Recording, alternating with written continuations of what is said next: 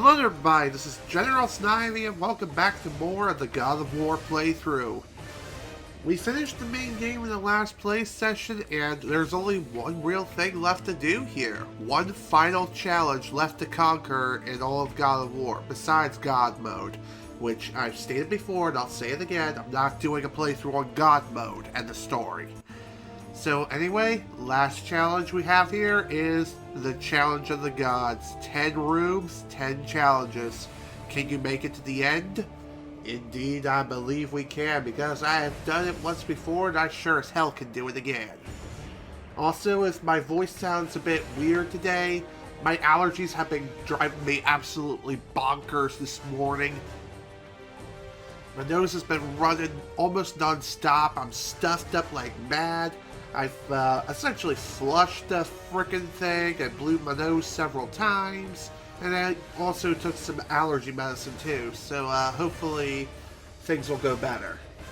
But with that out of the way, let's take on the Challenge of the Gods and see what awaits us. So, the Challenge of the Gods, how this works, this is a pure endurance test at its finest. So, there are 10 rooms and 10 separate challenges throughout this entire mode. So, our first challenge is, it will be revealed to us momentarily. God challenges. Moves and magic have been modified to suit each challenge. God challenge 1 out of 10. Knock 8 enemies off the platforms before time runs out. Killing an enemy will fail the challenge. Okay, so for, what I mentioned before is... God damn it. So, what I was trying to mention before is... Dang it. Right. There are 10 rooms, 10 challenges. Each of them, you have to play through all 10 in a row in a single sitting. If you quit out at any time, you have to restart from the very beginning. However, you can take on as many, you can take on all the challenges as many times as you want. So, yeah, so even if you would fail the challenge, it's not that big of a deal. You just have to go and do it again. Also, all of the abilities that we've had previously do not carry over. And as the tutorial was mentioning, you have to work with whatever preset that you have assigned. Ooh, hello Shawarian Box. Welcome to the stream, and thanks for the bits, man. Hi, Snivy. Again, thanks so much for the bits, man. Highly appreciate it. Anyway, back to what I was saying. The power that we've obtained at the end of the last playthrough does not carry over, unfortunately. So we kind of are stuck with what we have. God damn it. Thankfully, if you do fail a challenge, like I said, you can just redo it again if need be.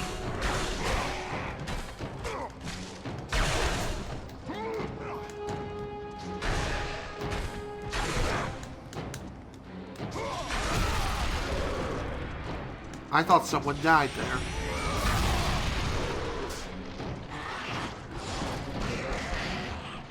God damn it. It's also pretty easy to end up accidentally killing someone too, so be sure to keep that in mind.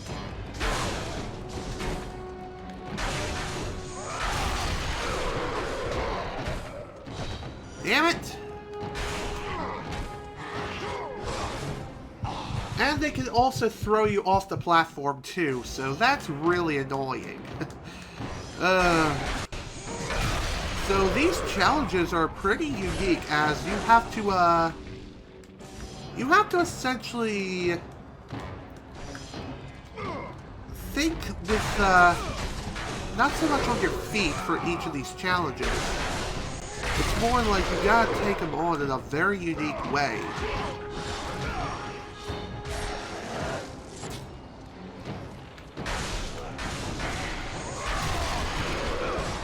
Okay, that works. Thanks for the friendly fire. God damn it. Another thing that's also really annoying is it's very easy to end up killing these guys just by sheer mistake. I did not mean to do that. Dang it! Yeah, I think I have heard of something like that. I never actually played it myself. Did that knock him off the platform? I think it did.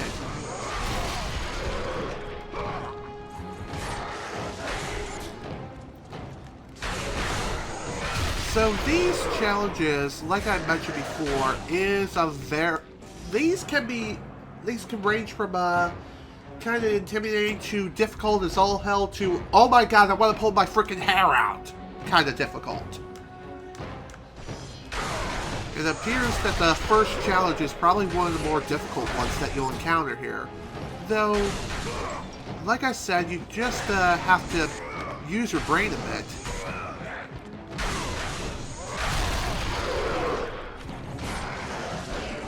God damn it. I think I have the basic idea of what I have to do here. You have to get kind of lucky, where you cannot kill any of these guys whatsoever. If you kill them, you fail the challenge. And it's very easy to end up accidentally killing an enemy out of sheer accident.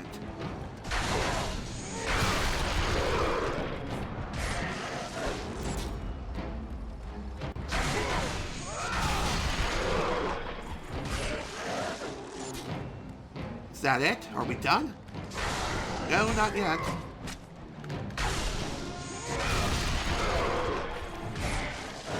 There we go. That's done. You have succeeded. Your next challenge awaits.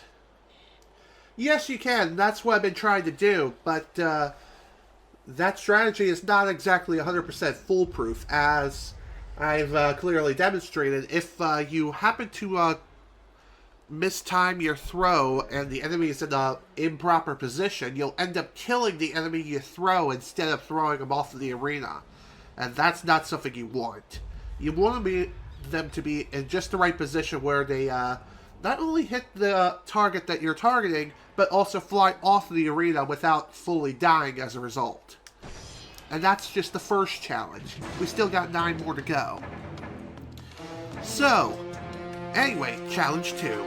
Kill all archers and undead soldiers before time runs out. Okay. We also have a full Rage of the Gods meter ready to go. So for this challenge, not only do we have undead soldiers, we also have harpies raining down too. So what you need to do here is ignore them. Ignore the harpies and just focus on the undead soldiers as much as possible. And also try not to get killed either.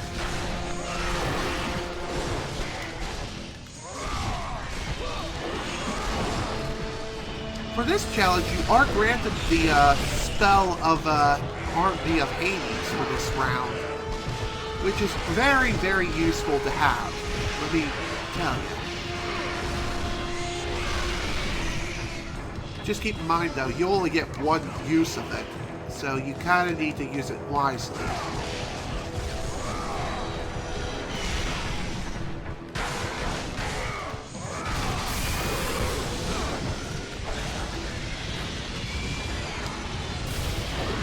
Okay, you actually do get multiple uses of the spell. It's just, not very, Okay, I'm wrong. Okay, who is left? Did I seriously miss an undead soldier somewhere? And it seems like you're not really given a whole lot of time to do this challenge either.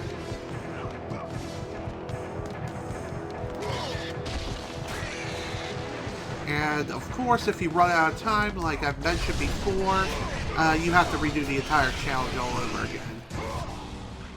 God damn it. Thankfully, when you do restart the challenge, everything that you've had is refilled back to their maximum capacity, which is sweet.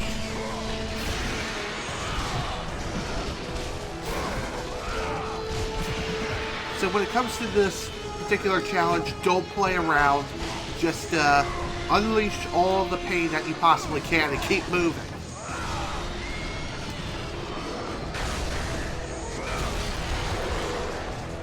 Probably the most annoying enemies you'll deal with in this whole arena is the ones with the shield. The undead soldiers with the shield are the most annoying because you do have to use a very specific move in order to defeat them. But other than that, though, it's really not that bad. You can also throw enemies off the arena, too, and that also helps greatly, too.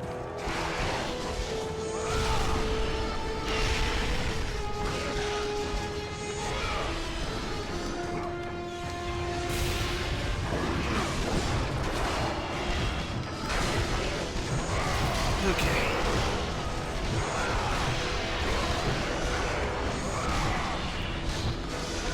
I think the Army of Hades for this challenge is set to level 1. I could be wrong. Yeah, they are. Okay, so, it's not just the Army of Hades you have here either. You can use any spells for this particular challenge, which is nice.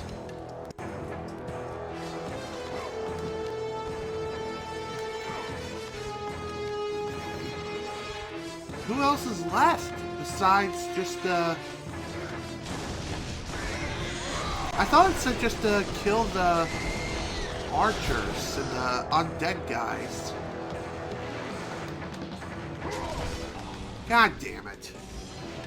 Okay. All archers and undead soldiers.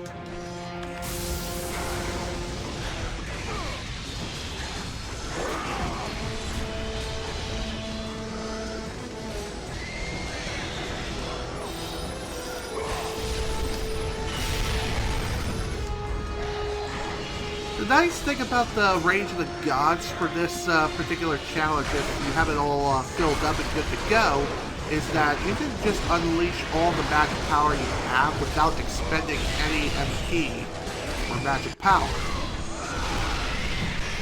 So that's awesome.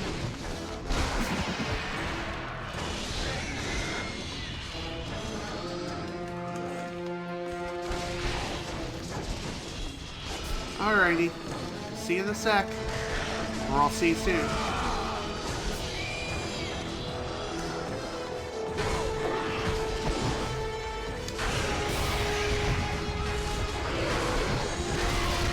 Goodbye.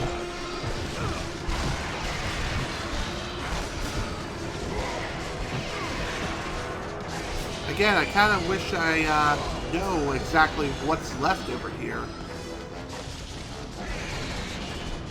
Is there more platforming that I'm unaware of?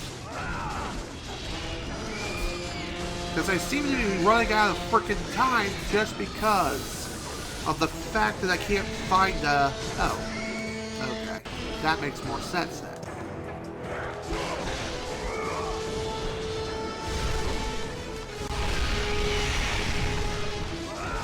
Alrighty then.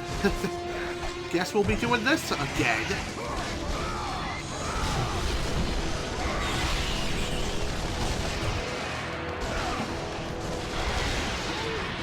God damn it. I was so damn close that time. But again, that was just my fault because I didn't realize there was still more to the arena than meets the eye. Sometimes the camera can be really detrimental for a challenge like this.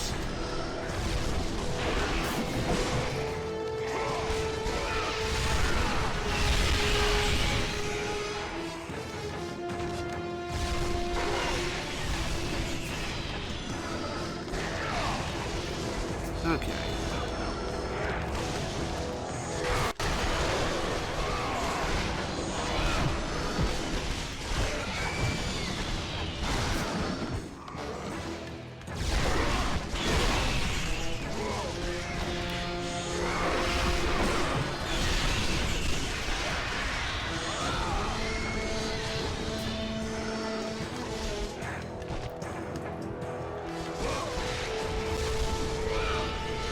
By the way, I guess one thing worth mentioning is that I did watch a God of War speedrun done recently.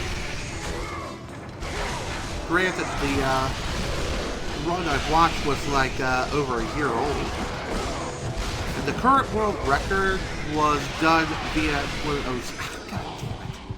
one of those frickin' potato camcorders that are just like, why? Why are you still using the camera in frickin' 2018? Granted, I know this year's now 2019, but you get the point.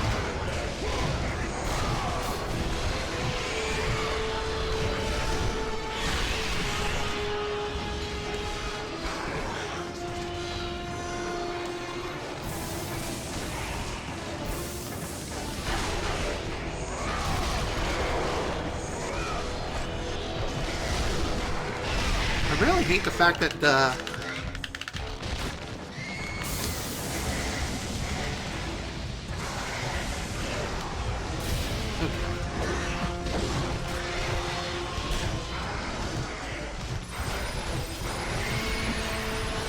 Alright, I guess for this challenge, you definitely want to just stick with using the Army of Hades. That way you can just plow right through all the enemies very quickly.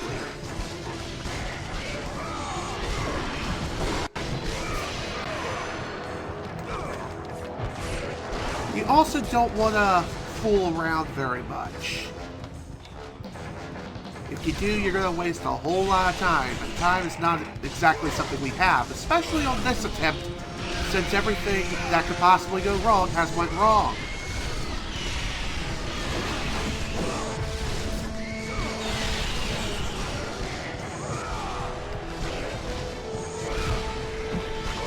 It's also very easy to end up getting yourself killed if you're too reckless. Die already, damn! God damn it.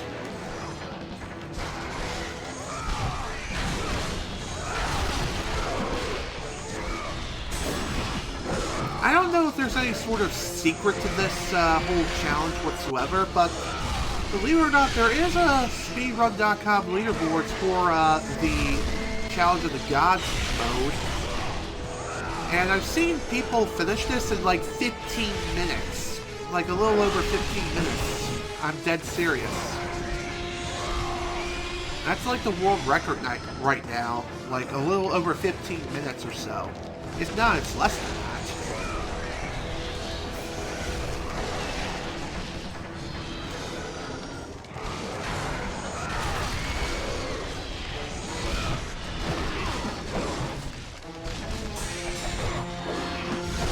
Come on!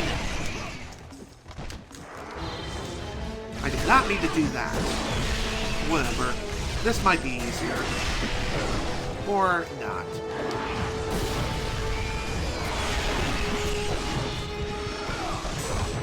I honestly can't believe these bastards are gonna fucking kill me.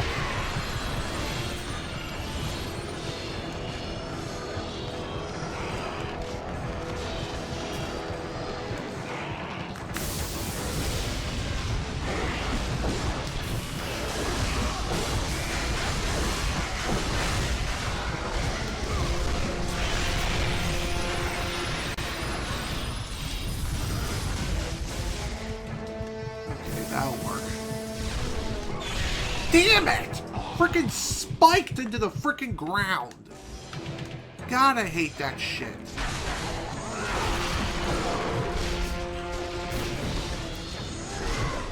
Honestly, these challenges are some of the hardest in the entire game.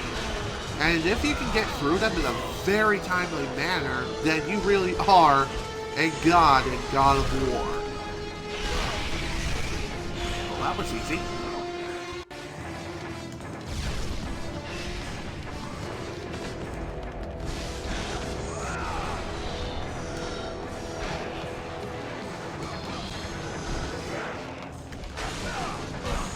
Oh my god, are you fucking serious? I hate that shit. Like, you go for the shield guy, and then you get volleyed by not only him, but also his lackeys, too. And the harpies also don't help things either.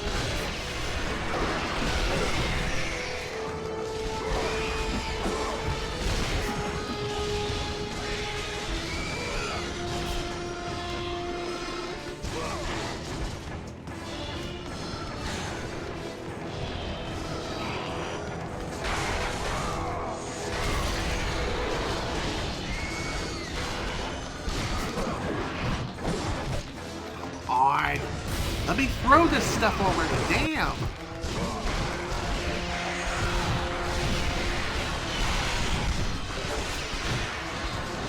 God, this is only the third challenge and I'm already having a ton of trouble with it.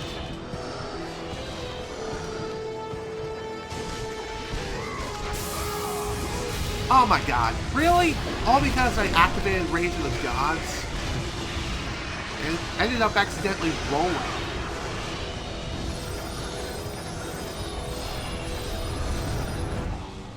How did I fail? Must have ran out of time. Again. Damn it. Then again, maybe I left a straggler and didn't even realize.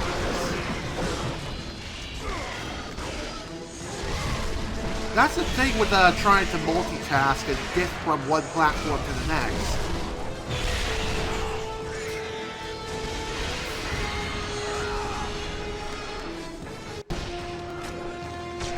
Oh my god, are you serious?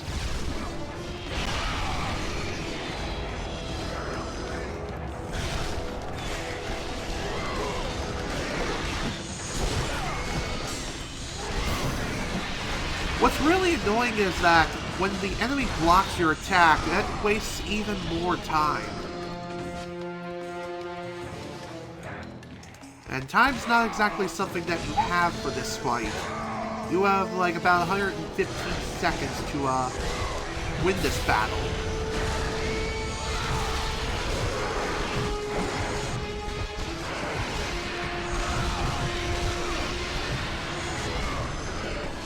And again, your Blades of Chaos, aka, what are they called again? Athena's Blades, yeah. Those are your best friends. Don't switch to the other weapons. Seriously, don't. Oh my god. Ah! You bastard! Frickin' spiked into the frickin' ground again.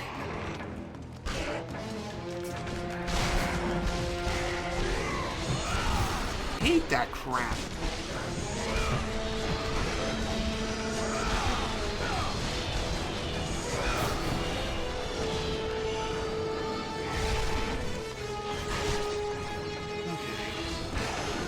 I guess for the archers, you want to just charge into them, so that way you can kill them instantly.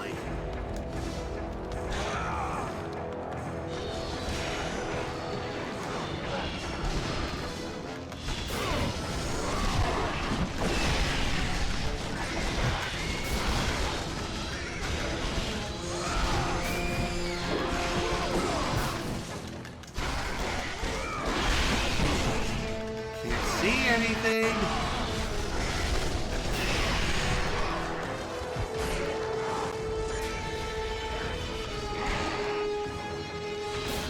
I don't even know if there's additional enemies back behind me.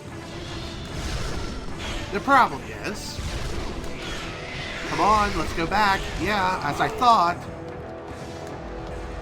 Okay.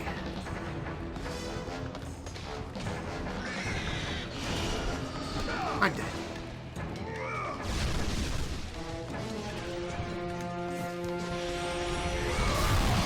That'll work.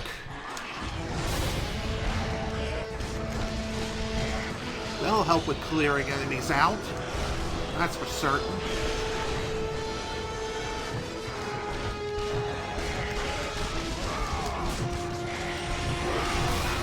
I guess there's really no shame in doing any sort of cheap tactics in order to win.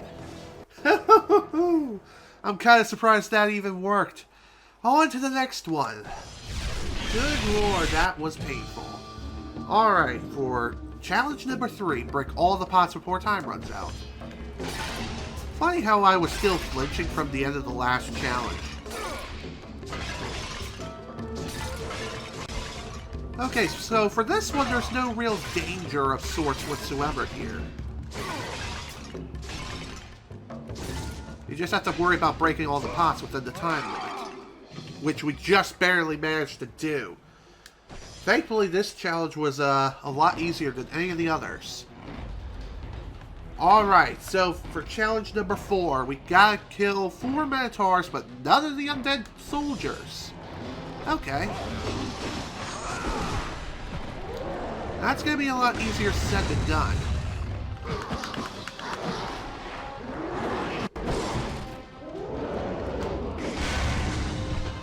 God damn it. And it's also easy to end up getting thrown off the platform as a result, too.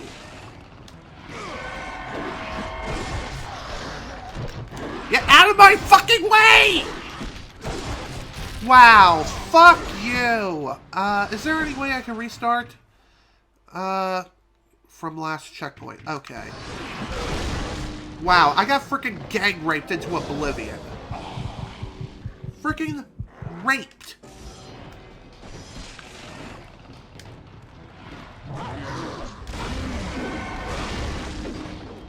Honestly, the Medusa's gaze really is the best thing of taking out the Minotaurs, but again, the undead soldiers get in the way so damn often.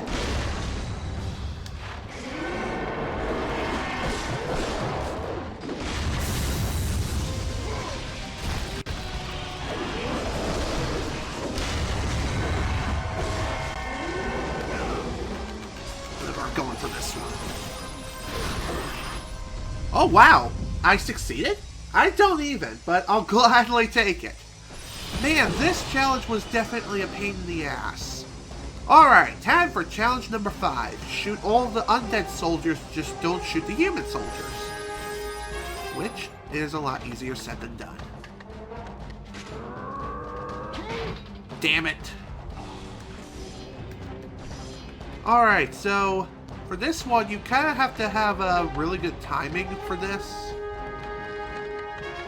as there is a delay between firing your crossbow and also getting to the undead soldiers. And you can't just cheese it by jumping all the way over, as it's literally impossible to do that, unless you have some sort of infinite magic exploit kicking in at that very moment in time. God damn it.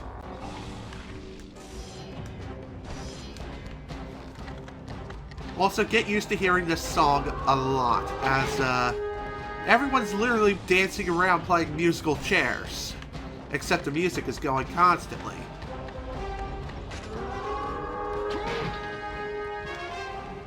And it's also really difficult to aim and time your crossbow shot, as like I mentioned before, it has a delay. The delay on the shot is pretty massive, of about 3 seconds before it fires. God damn it, failed again.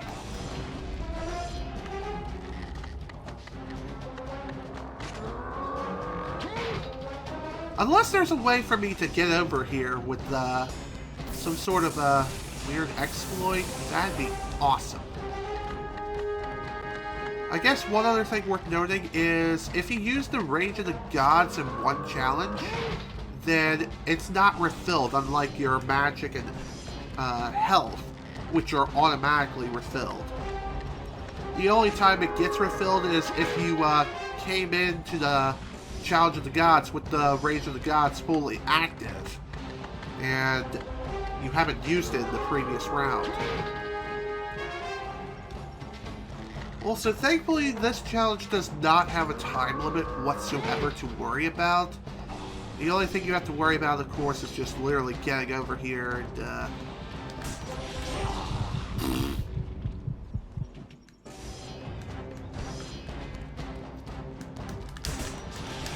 I hit the wrong button.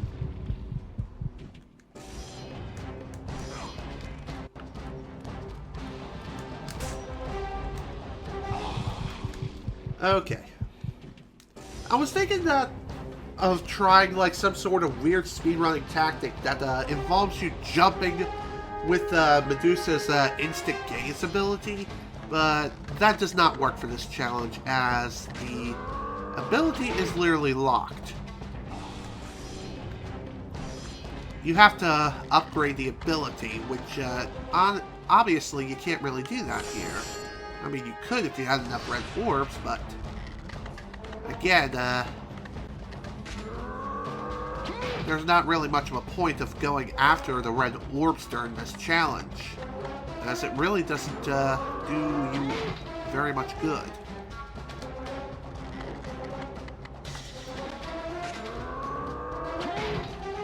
Okay, that works.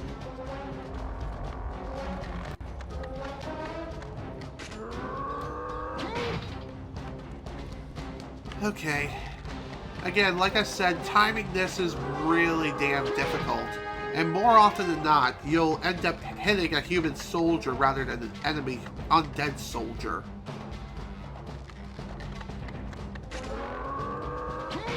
Or you can end up missing them entirely like I have, trying not to hit the human soldiers.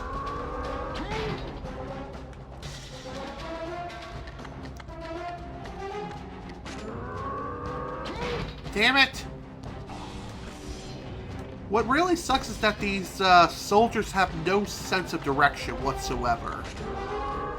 They have no sense of awareness or danger of any sort. They just walk around in a circle endlessly. And that is very detrimental for not only you, but also them and their health. Ooh. Okay, that works. Hello! We have a new follower! It is, damn it. It is, Gilgrassa. I hope I said that right. Also, welcome back, Shawaria Box. Anyway, the person who I just mentioned not too long ago is our newest follower. Thank you so much for the follow, dude. Highly appreciate it. Hope you enjoy your stay here. And to answer your question, Shawaria Box, basically what you have to do is use this crossbow here to shoot all the undead soldiers that are dancing around the arena. However, you have to avoid shooting the human soldiers that are also dancing around the arena too. So, like I mentioned before, it's like an extreme game of musical chairs. Except music is still going constantly. Yeah, this is the first God of War, and I'm playing this off of the PlayStation 3 version. Because God of War 2, along with the PSP God of War games, which are Chains of Olympus, as well as Ghost of Sparta, were re-released on PlayStation 3 as a special collection known as the God of War Saga. I'm playing the first game in the series for, because I wanted to, really.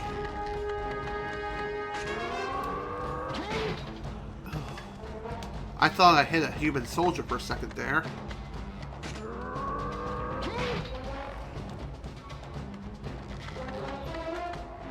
Huh, you only played the second God of War? Wow. Well, technically speaking, I haven't played through every single God of War game in the series. I've only played the God of War and God of War 2, and I've also played God of War, Chains of Olympus, and Ghost of Sparta on via this collection here. Okay.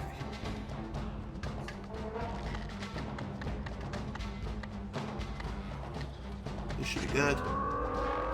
Damn it! Oh man. So anyway, this challenge here is probably the most annoying out of all of the challenges in the game. As you can't go over to interrupt the dance party in any way, except by shooting them with the frickin' crossbow from across the map. And hitting your targets is a rather difficult task. The problem is, if your timing isn't right at any point, you're going to end up shooting a regular soldier rather than an undead soldier. Or, best case scenario, the arrow just plain misses. And it misses everyone, which is a good thing. It just means you just have to wait and do it again.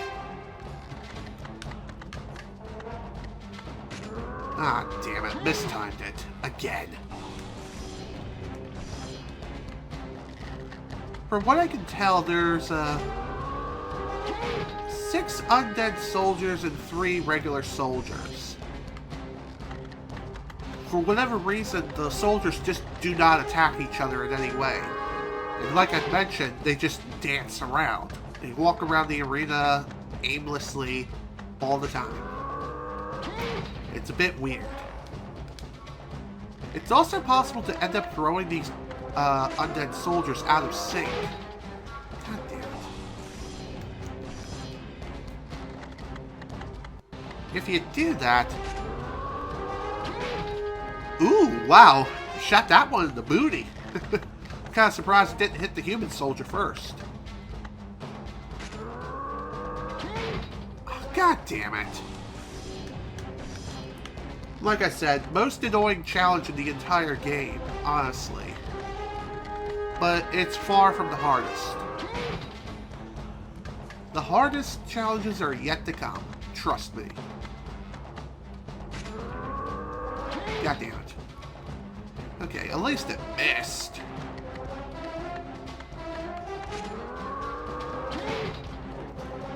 It's also pretty easy to end up misfiring your crossbow. And that happens more often than not.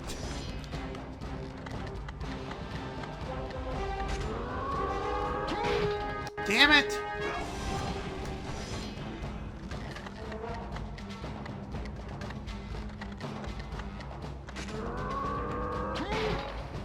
Okay.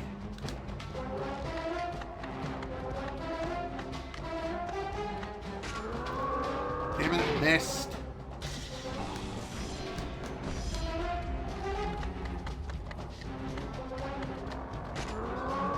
God, I am not a fan of this challenge whatsoever.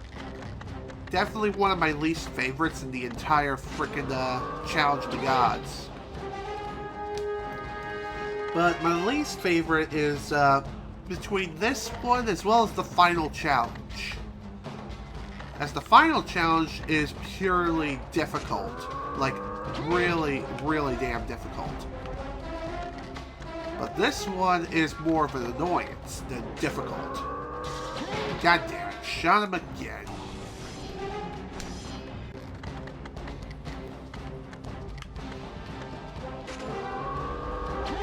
Alright, perfect timing for that one.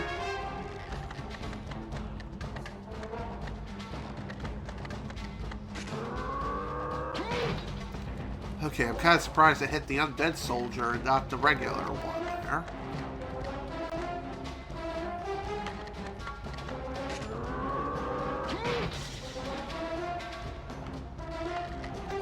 A good visual indicator to have is, crap. Okay, that works. Anyway, visual indicator, look at the cracks. Time your shots for, when the soldiers pass through the cracks. Okay.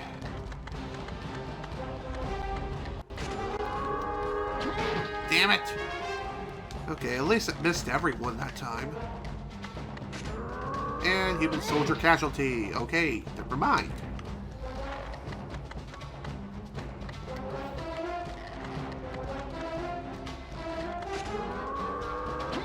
Good. What also kind of sucks is that this crossbow can't pierce its target and hit multiple targets at once. Which, that does suck a lot. Ooh, booty shot. Okay, just gotta wait it out just a little bit more and fire. Damn it! Hold it just a bit too soon there.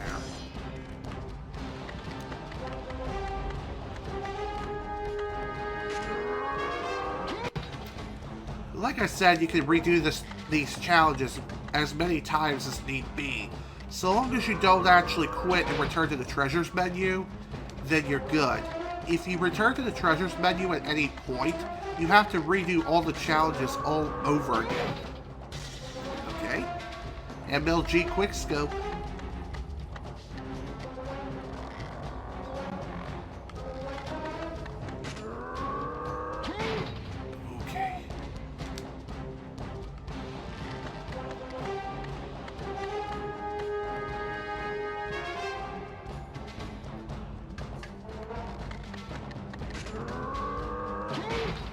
Go. One left.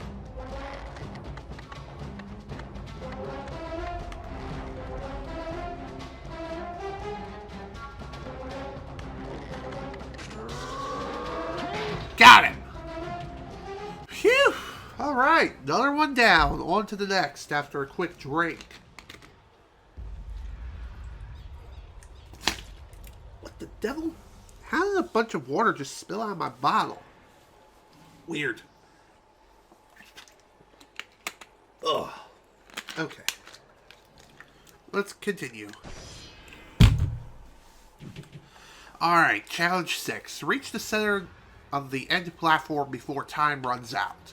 So for this one, you will basically just have to make it to the end, without getting killed, of course. Which is a lot easier said than done. As you don't exactly have a whole lot of time on your hands. Plus you have no magic abilities whatsoever to work with, so you can't exactly cheese it with Zeus's rage, with his thunderbolts of death. So really the best thing you can do is just, oh god. Surprised I lived.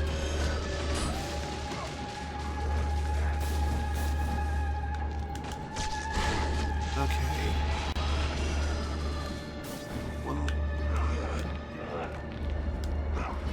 Got it. Made it. That was too close. 3 seconds left to spare. Now for challenge number 7. Let's see what we got.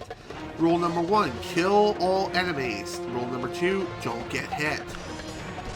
Which, that's gonna be a lot easier said than done. Especially considering the enemies that we have to deal with here. You're allowed to parry your attacks and also block them, but take damage at any point, your challenge is over. God damn it. All because I couldn't see. Ow.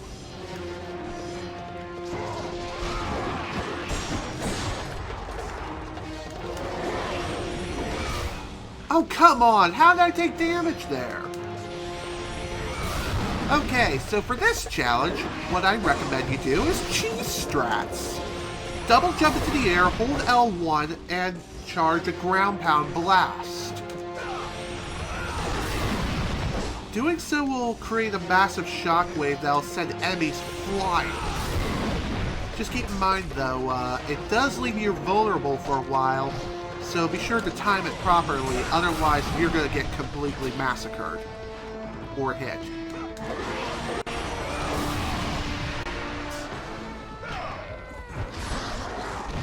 Also take advantage of throws if you possibly can. Come on! How'd that one Minotaur not fly anywhere? I don't get it, but whatever. The other unfortunate thing about this whole thing is you do have a time limit, too, of 90 seconds. God damn it.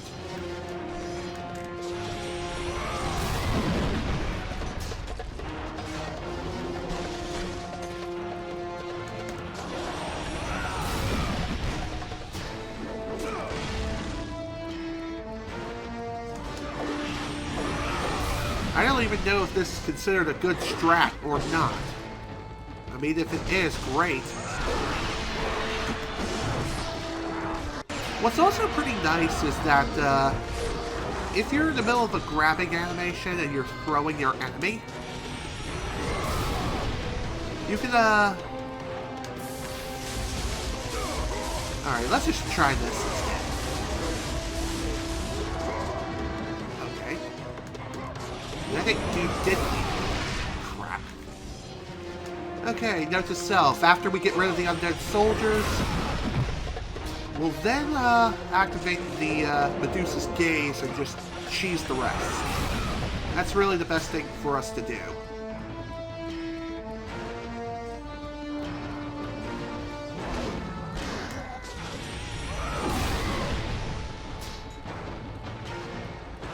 Okay, it's just you. You're done. And done. Woo! Nice! Alright, time for challenge number 8. Kill all the enemies. Seems simple enough. Thankfully for this one, you don't have a time limit, but you do have a lot of very annoying and very powerful enemies. And you also have Medusas as well, so just like I mentioned many times over before, if you see Medusa's gaze starting to go off on you and shine upon you like a searchlight, start rolling around at the speed of sound. I'm dead serious, just do it. What's also really nice is that Medusa's gaze can also cause friendly fire. So, theoretically, it can also free some of the other enemies around you, too.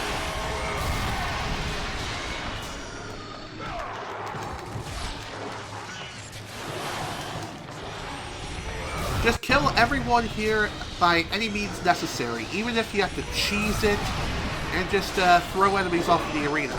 You can do that too. Just, when it comes to the Medusas themselves, don't worry about doing any sort of quick time events with them, because honestly, it's not worth it.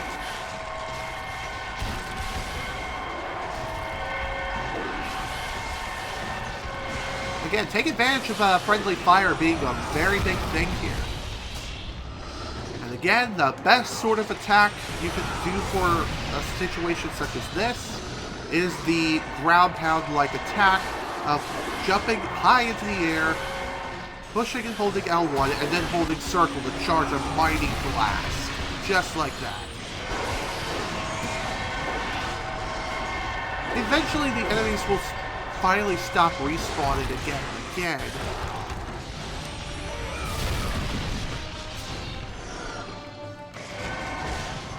Honestly, the most annoying enemies here are definitely the Medusas. The Medusas really aren't that bad. Just, again, roll around like a frickin' hedgehog that you are.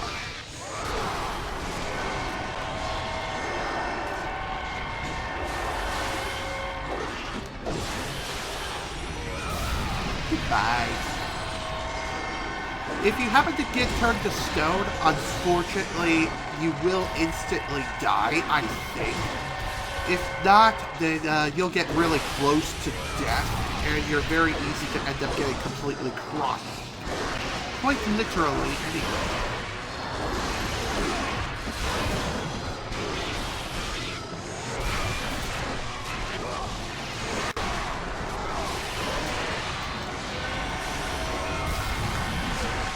God damn it. Okay. So even if you do turn to stone, so long as there are no enemies around you, you can still break free from the Medusa's gaze, which is awesome. Now keep in mind, dying is still a very real thing that can happen here.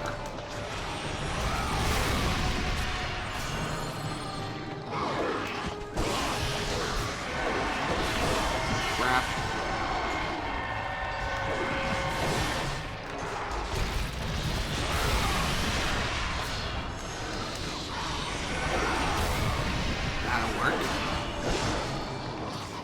What's also really nice about this challenge is that the enemies do have a tendency to drop health orbs throughout the entire battle, so at least the game has some form of mercy. So that's nice. Though again, you should not rely on health pickups all the time. Otherwise that can result in your downfall, big time. What's even more annoying is if you happen to get turned to stone while in the air, you will instantly die. There is no getting out of that.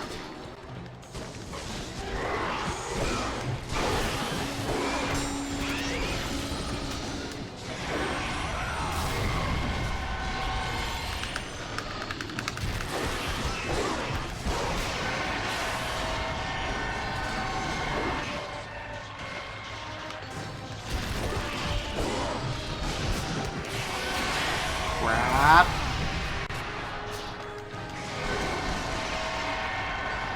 Just gotta keep on rolling. It's honestly the best thing you can do here. Crap!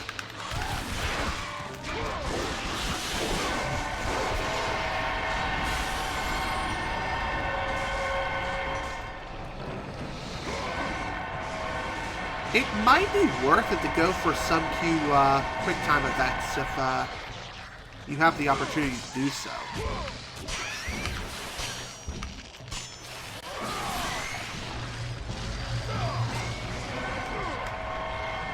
God damn it.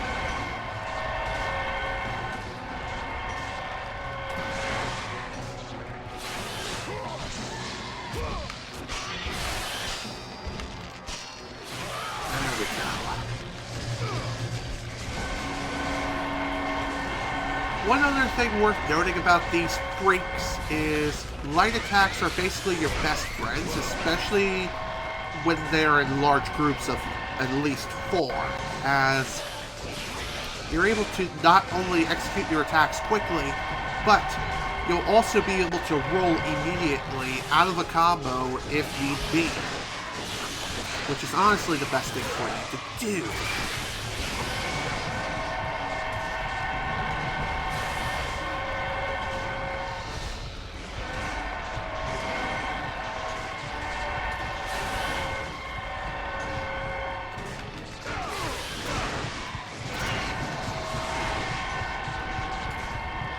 God, this is so annoying.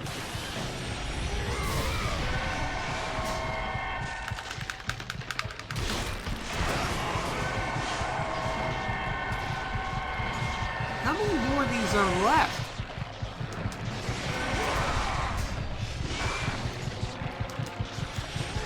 God damn it, I'm so freaking dead. Damn it!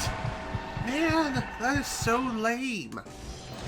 Honestly, I feel as though the best way of going about this is to target the Medusas first and foremost. As there's a ton of these things. Oh, come on! I was still on the platform! God, that was so lame.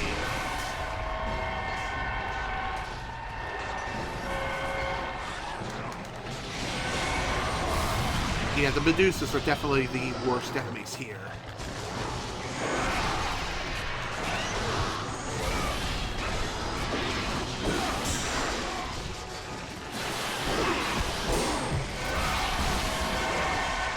Damn it! Okay. I thought I was dead for a second there.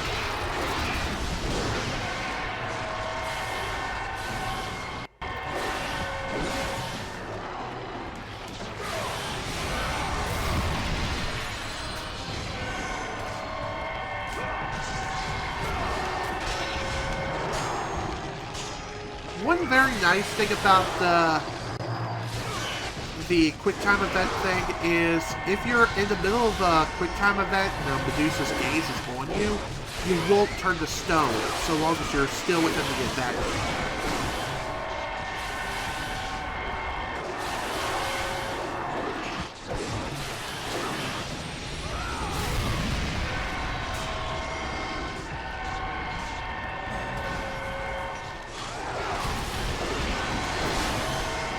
I'm so dead.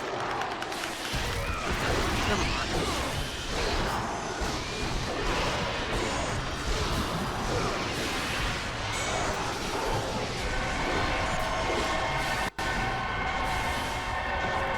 Like I said, this challenge really isn't all that bad. It's just the Medusas are the worst enemies here. And you should definitely try to kill them first off before the undead soldiers.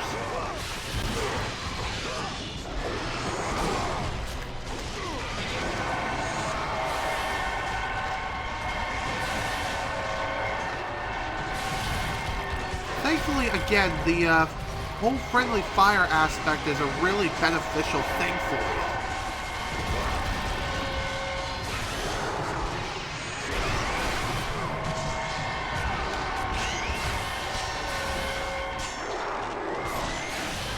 I really wish you could use some sort of magic ability here. Anything would do. minus maybe Zeus' fury. God damn it!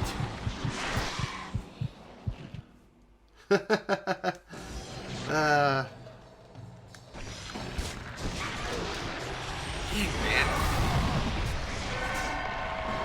Like I said, this challenge can really be a bit of a pain in the butt, but really it's not the worst challenge out of all of them. The worst is yet to come, ladies and gentlemen, let me tell you.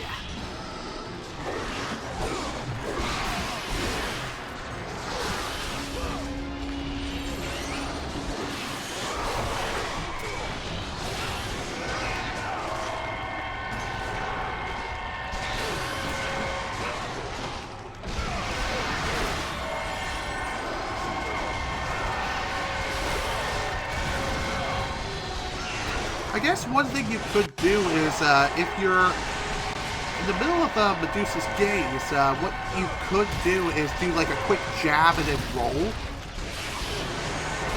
That way you can just deal damage to the Medusas as they're gazing on you. Okay, let's do this.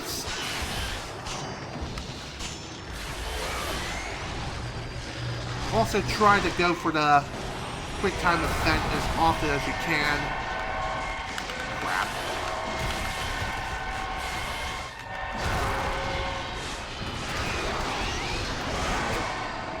As the quick time event will not only make you invincible for the duration of the event, but also prevent you from turning to stone.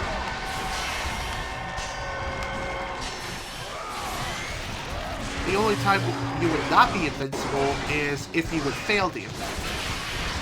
For obvious reasons.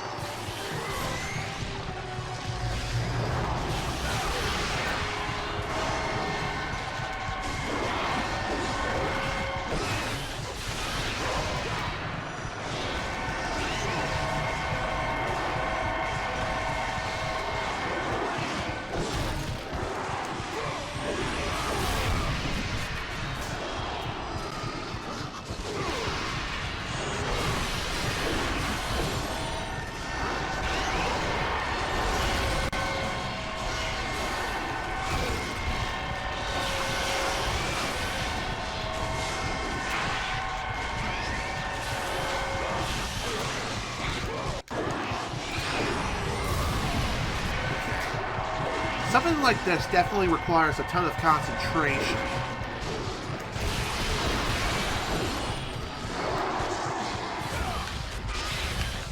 Damn it!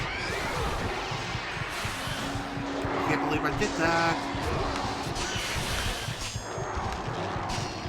Oh, thank God that counted.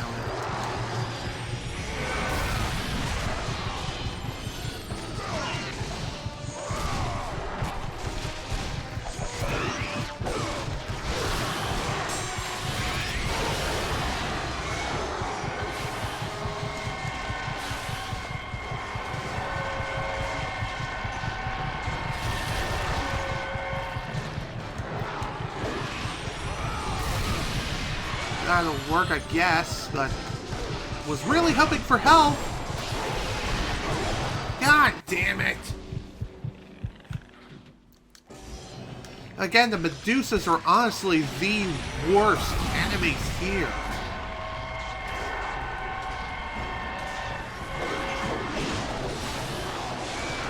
And there's just so many, and you don't have very much health to begin with either.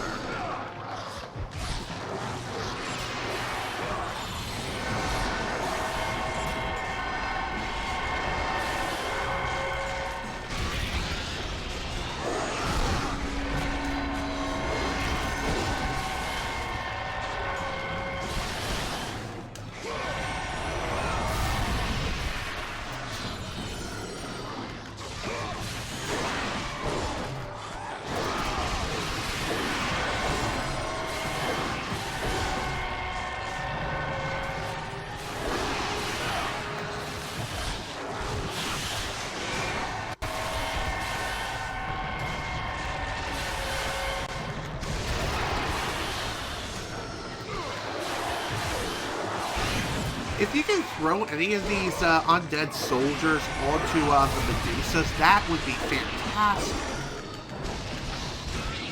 Just keep in mind that they're not exactly going to give you the opportunity to do that very often, so be sure to keep that in mind.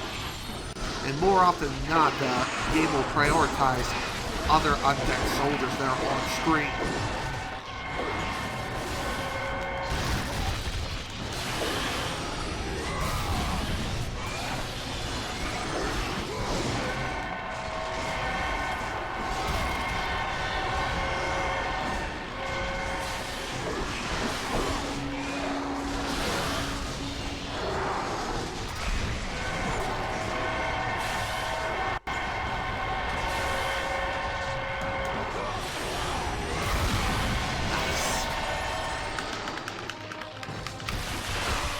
Kind of surprised I didn't die there.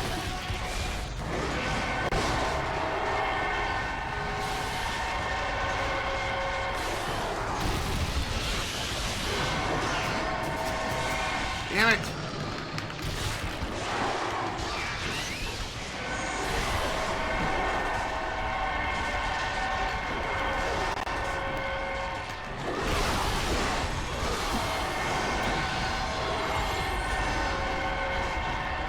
How much longer is this going to take?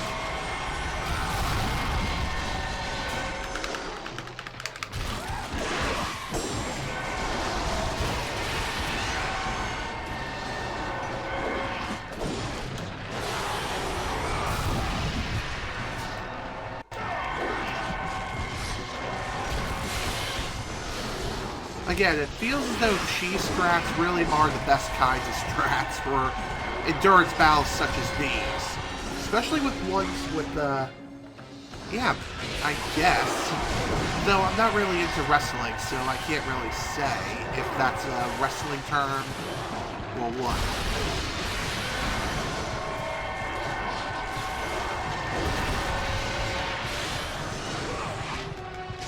Okay, what?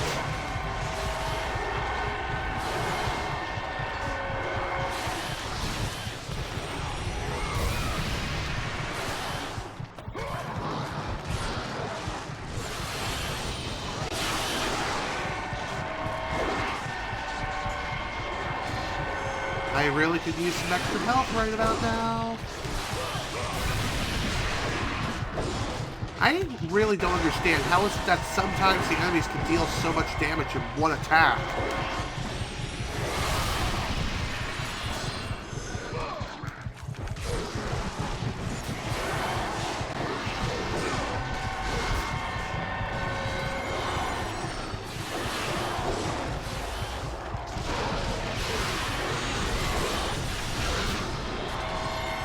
Oh my god. Kind of surprised I managed to get out of that alive.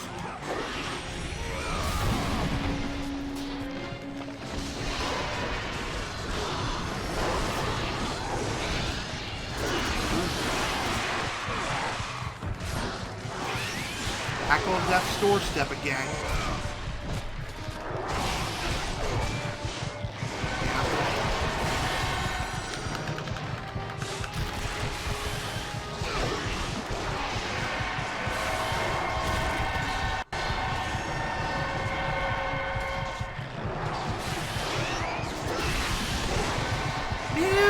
Come on!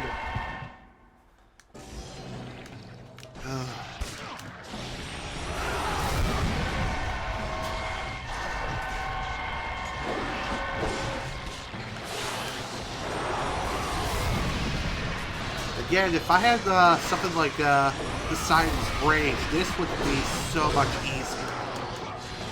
But no, they give you just your basic moves, pretty much.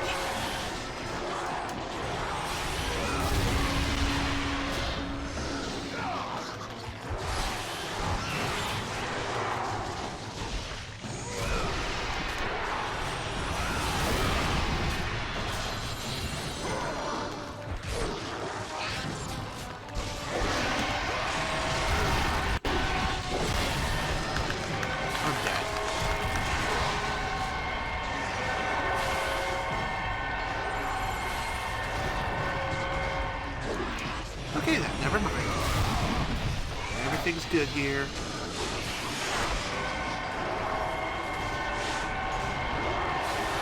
Just gotta keep on dancing. Honestly, that's the best thing for you to do with a challenge like this.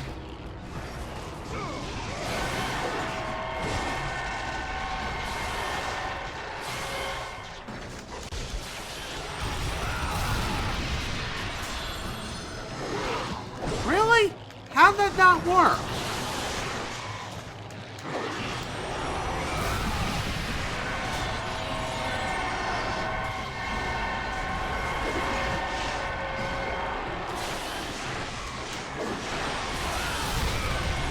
What? Did I seriously just get intercepted from the air?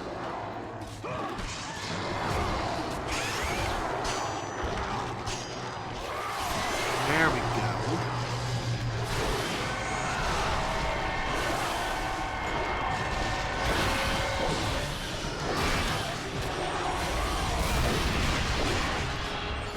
Okay. That'll work nicely.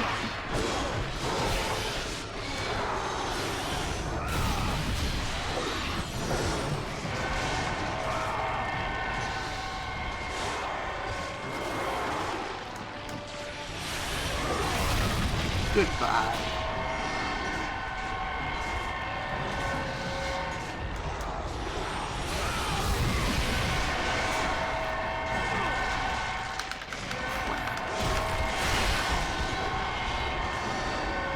I've honestly been getting kind of lucky with the statue thing, because most of the time when I turn into a statue, I die.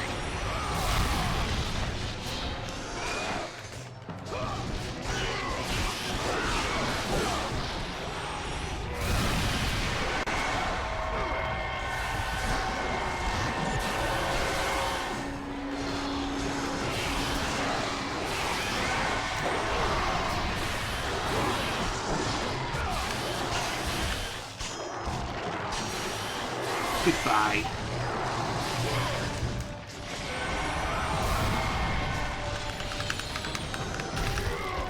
Work.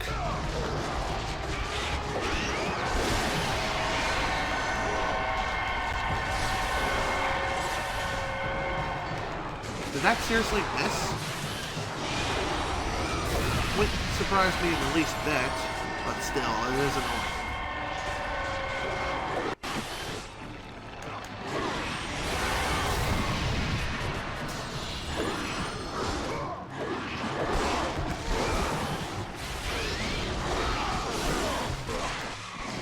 What?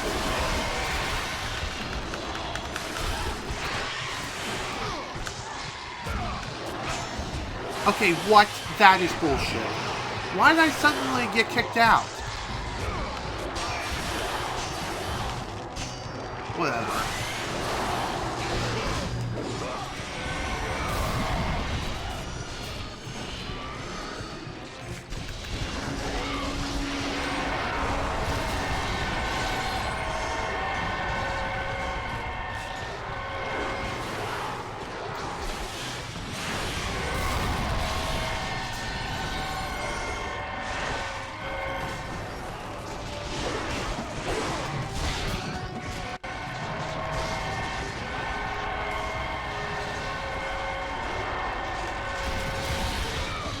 Oh, that's what you call a stone cold killer.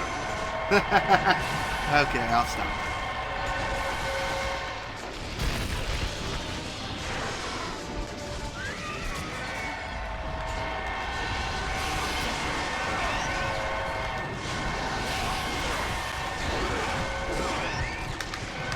Again, how am I getting hit, like, as soon as I attack?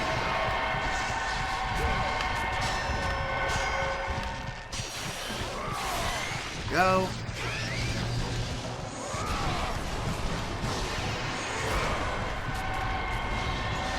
Seriously, no health orbs? Kinda need those right now.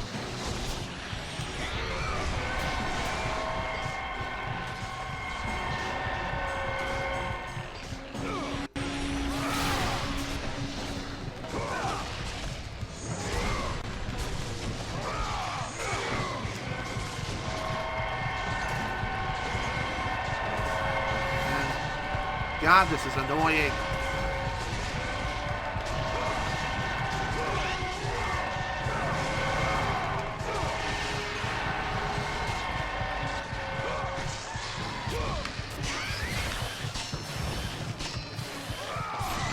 Down. Of course, another one comes in its place, just like always.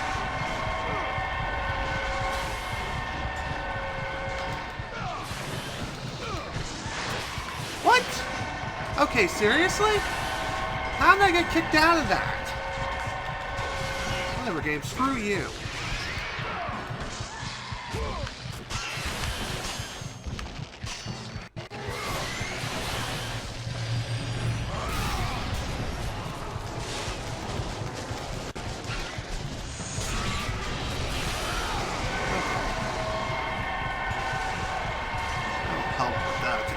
More of these bastards.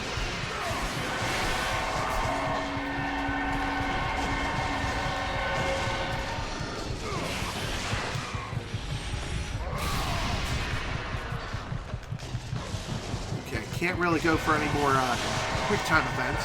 Screw it. Damn it! I thought that was gonna kill me for sure. I say it as I die. Fuck you, game. Fuck you.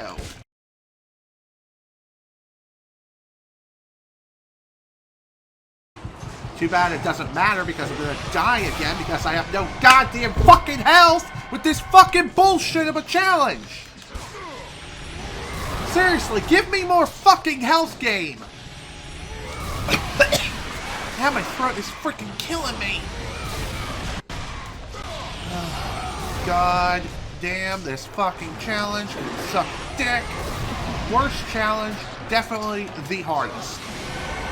I know I said before it wasn't the hardest, but I take it back. This is the hardest. This is definitely the hardest one.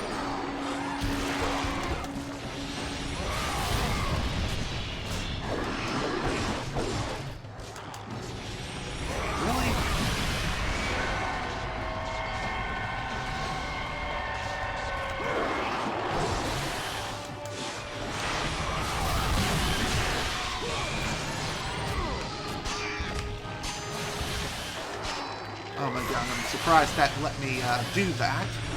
Especially after messing up the inputs.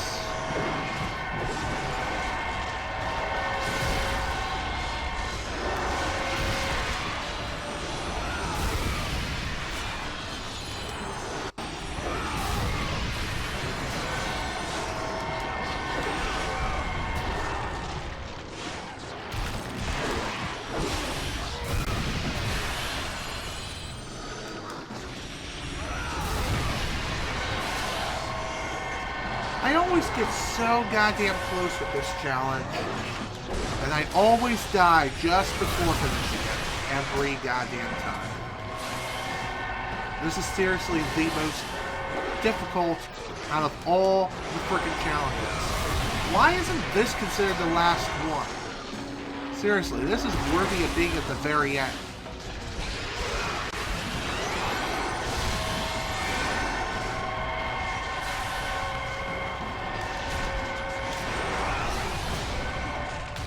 God damn it. Frickin' perfect harmony, perfect sync of constantly being under a gaze.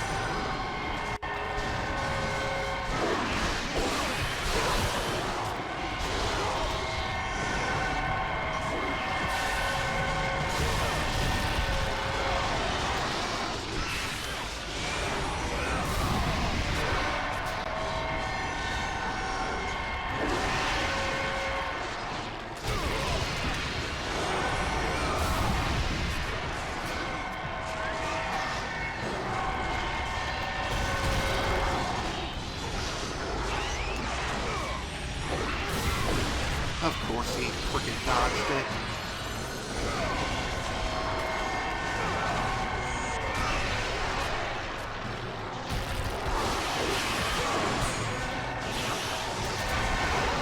God damn it!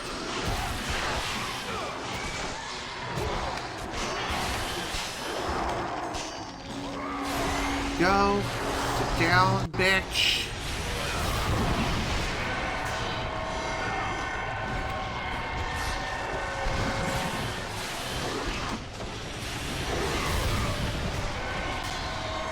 gone.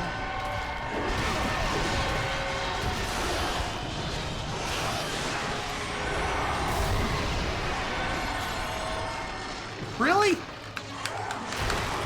Oh my god, I slipped off the analog stick like twice. Damn it. What the fuck? How did that happen?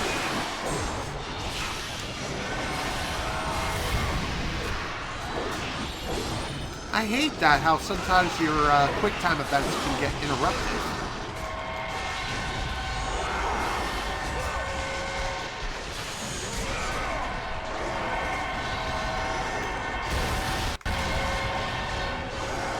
Stoned enemies.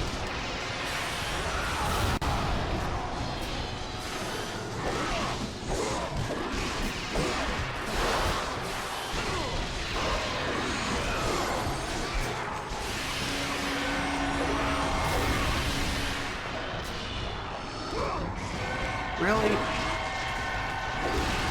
Whatever, it'll work.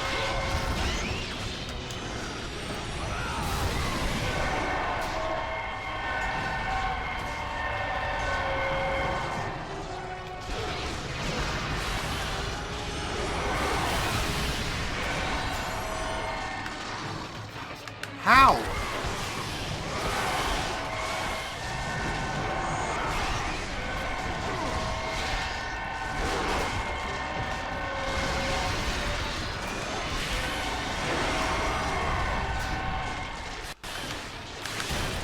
Oh my god, I thought it was over again.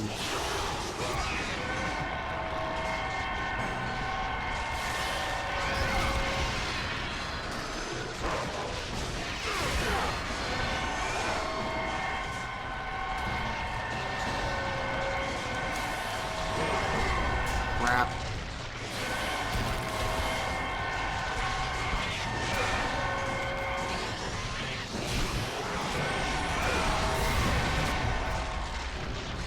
Really?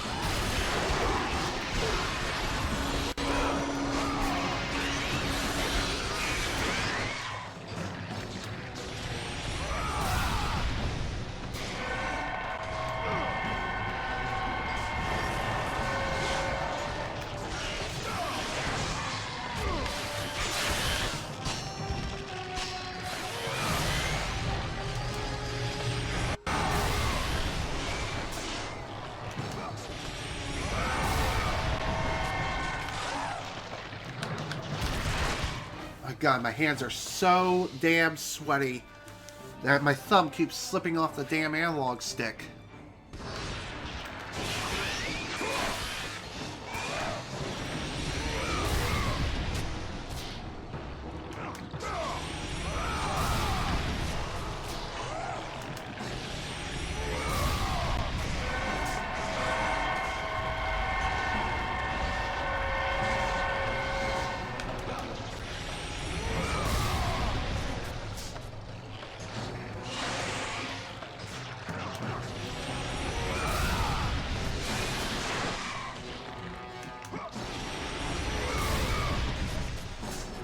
That's it.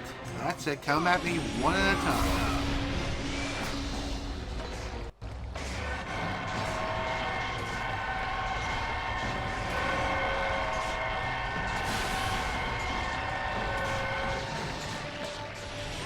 Damn it. Slipped.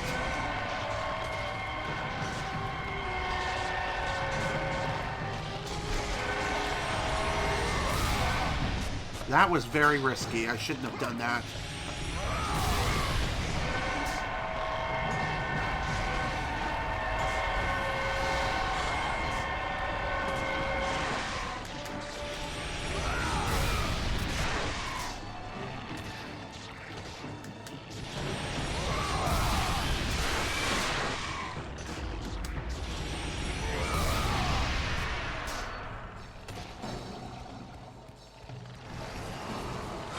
I thought it was just one left again.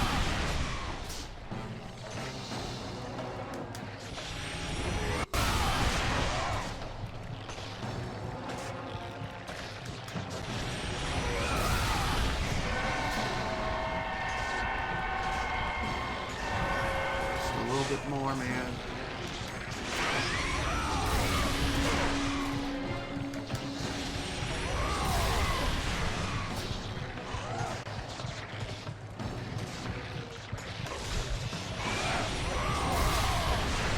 God damn it.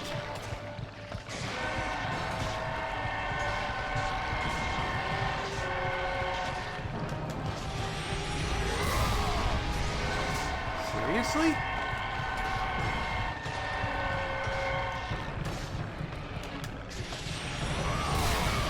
There's another one gone. Crap!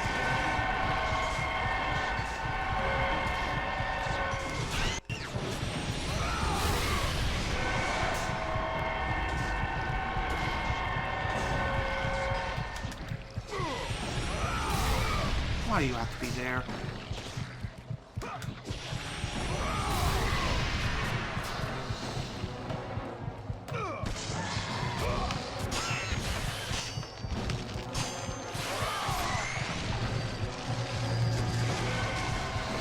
If I can reduce their number, that would be awesome.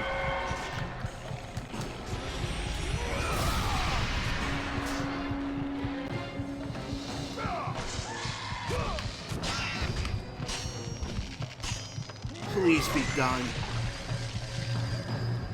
Damn it!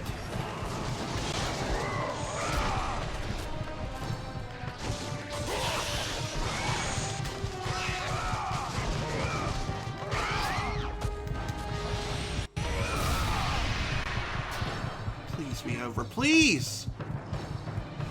God damn it! This never ends!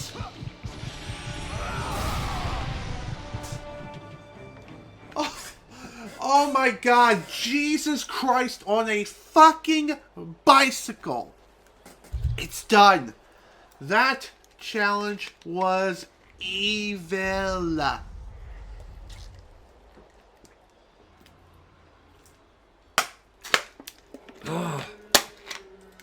God, that challenge was so painful. You have no goddamn idea. That challenge alone took me an hour to complete. And we still got 2 more to do. Here we go. Challenge 9. Kill 4 Cyclops before time runs out.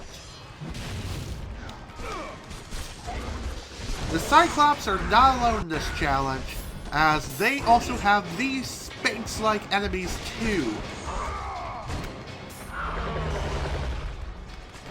And you don't exactly have a whole lot of time to kill these guys. And you hardly have any health either. So really, you should concentrate all of your efforts on defeating the Cyclops as fast as humanly possible.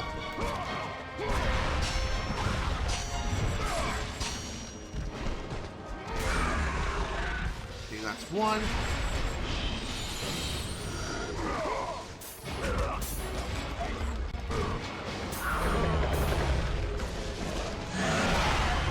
Again, just concentrate on the Cyclops. Don't worry about the other guys so much. Sure, they'll get in the way. God damn it. They'll try their damnedest to get in your way and try to ruin your day. But, again, you shouldn't worry about them too much.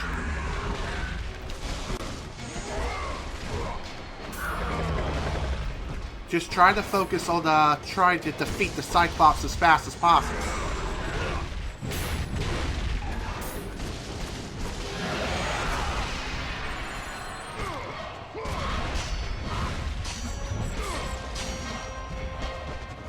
And whenever a quick time event is available, go for it immediately.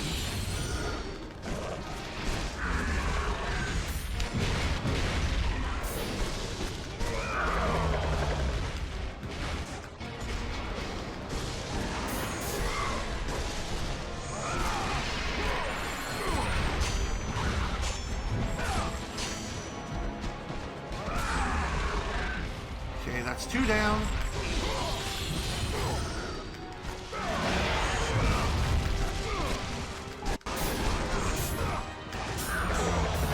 I think the further you go along with this, the more aggressive these Sphinx-like guys become.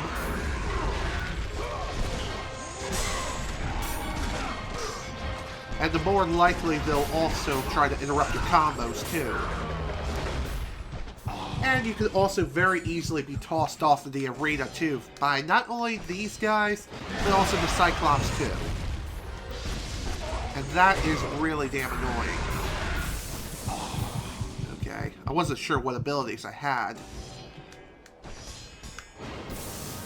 Okay, so for this challenge you have Medusa's Gaze, Poseidon's Rage, and also Zeus's Fury. That's it. Those are the only 3 abilities you have.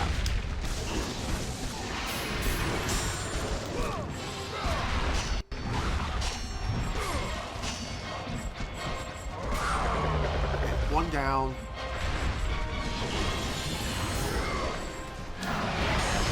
Really?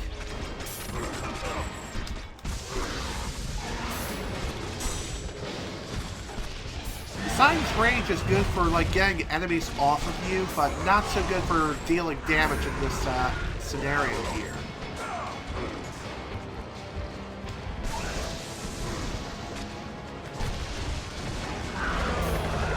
You also have very limited magic too, so that's something else you need to keep in mind.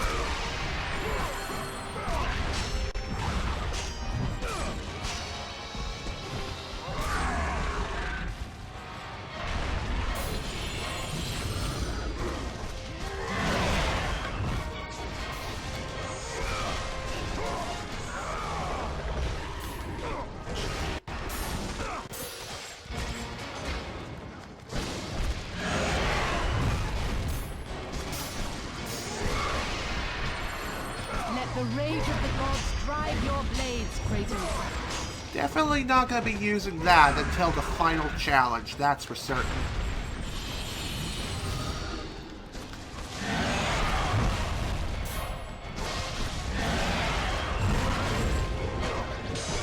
Wow, I'm surprised he didn't just throw me off the arena right then and there.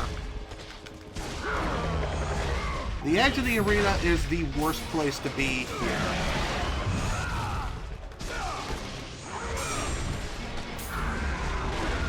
Damn it!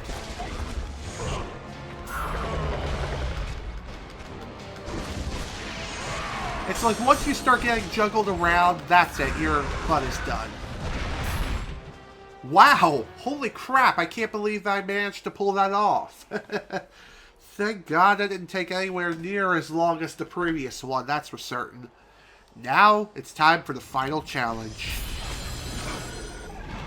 The final challenge is here. Kill enemies to make the platform rise. Each time, reach the top platform to beat the challenge. So this challenge is probably the hardest one of all, as you have to deal with not only those Sphinx guys there, but you also have to deal with little Cerberus pups in a constant barrage.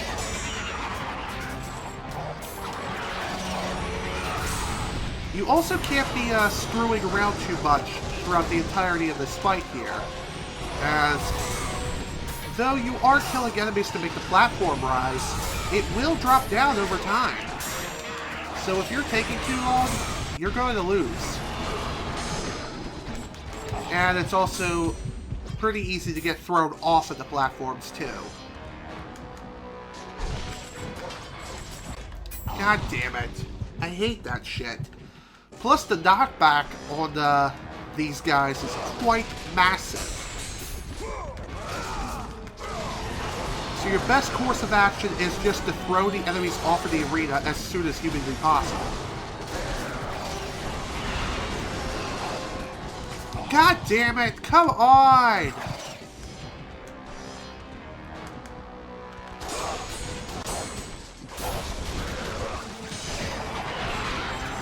And it's also very annoying when those guys grab you, it's a death sentence. You are instantly dead. Because their stretch is as long as the platform itself. God damn it. Literally couldn't go anywhere.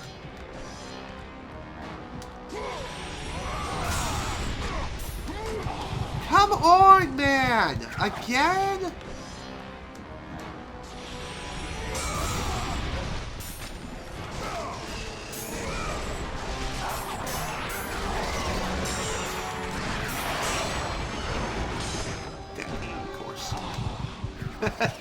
Kind of funny how sometimes you just hang out in mid-air just before dropping dead. It is also possible to grab back onto the platform, but that does not happen very often. And when it does happen, take advantage. Are you serious? I literally got stuck, and there was nothing I could do.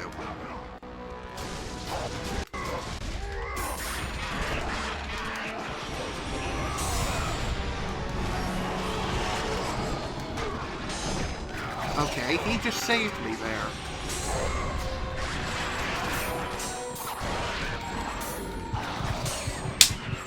Well, looks like this one's going to be yet another one of those challenges, which takes me 10,000 years to complete.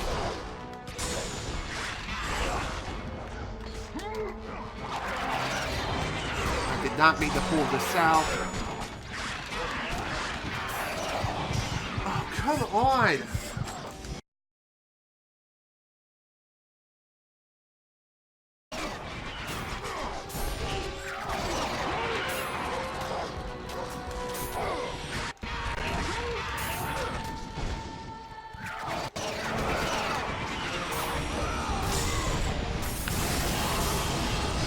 Again, why do you still flinch from these fuckers every time you're in freaking Rage of the Gods? I wonder if it's even that beneficial at all here.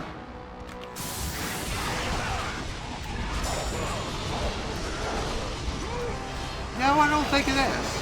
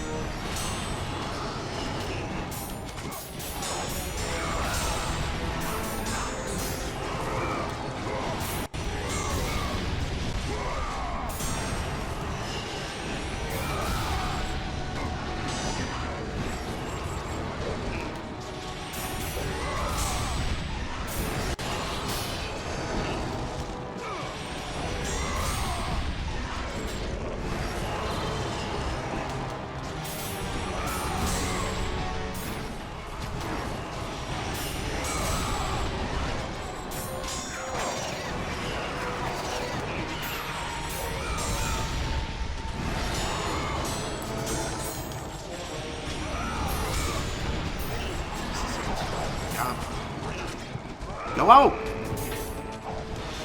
Yes! Woo-hoo-hoo-hoo! Jesus Christ on a goddamn motherfucking bicycle! It's finally over. Oh man, I'm so glad I just made a run for it. So goddamn worth it. And my god, that was hell. And congratulations. You have beaten all the God challenges. That was an absolute pain in the ass. You have completed the Challenge of the Gods. All costumes unlocked.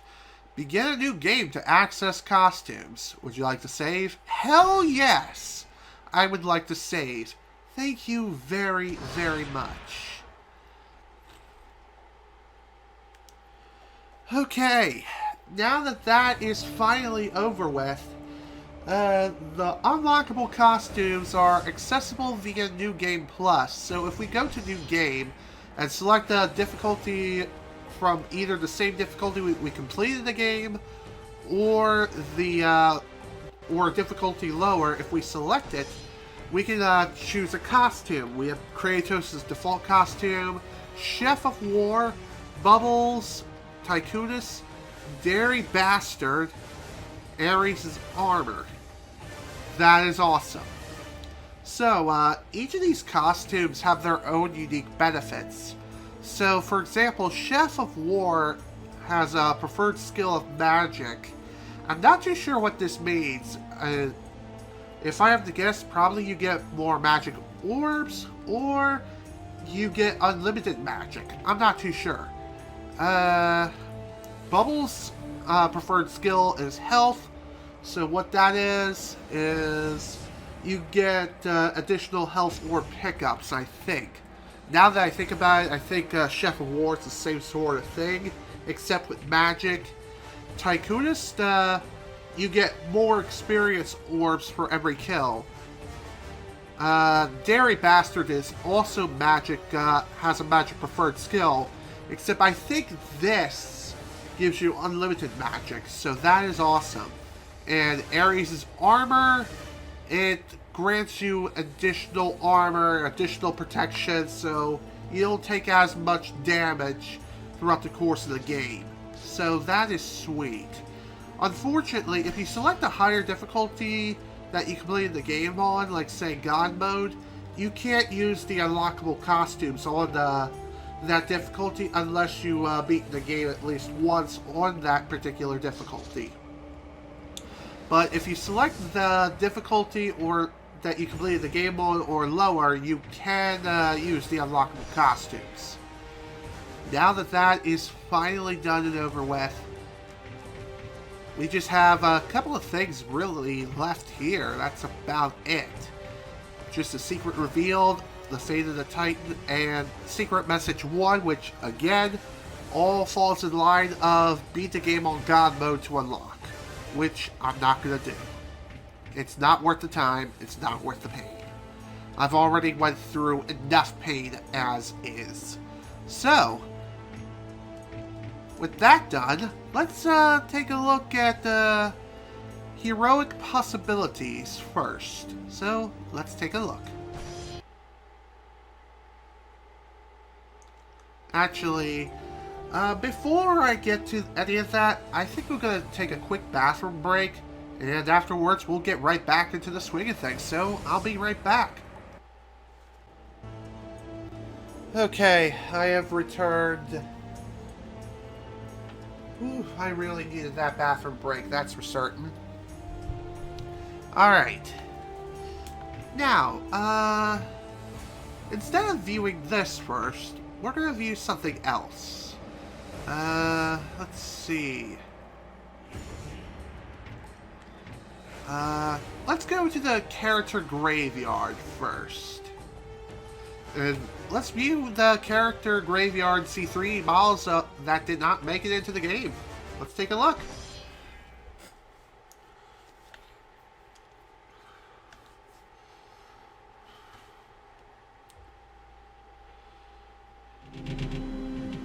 Welcome to the character graveyard. This is where all of God of War's rejected characters go to die. Press R2 on each character to learn more about them. Press the select button and choose Return to Treasure to leave the graveyard.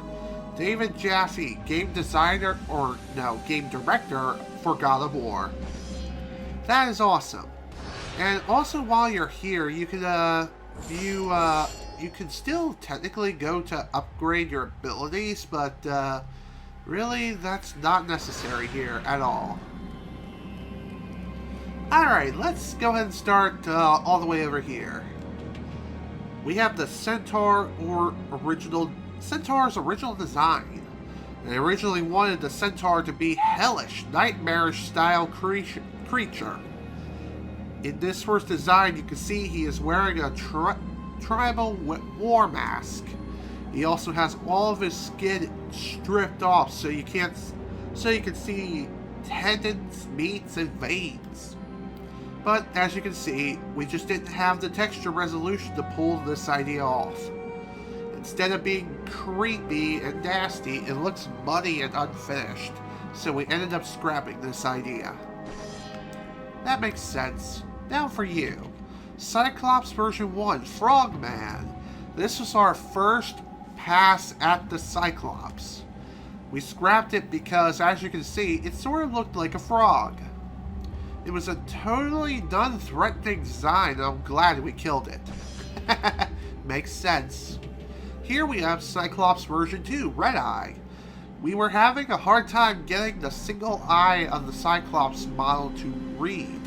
It was really hard for players to see that the model only had one eye, so this model was an attempt to bring the single eye concept to the attention of players. However, this attempt fell short. It just looks goofy.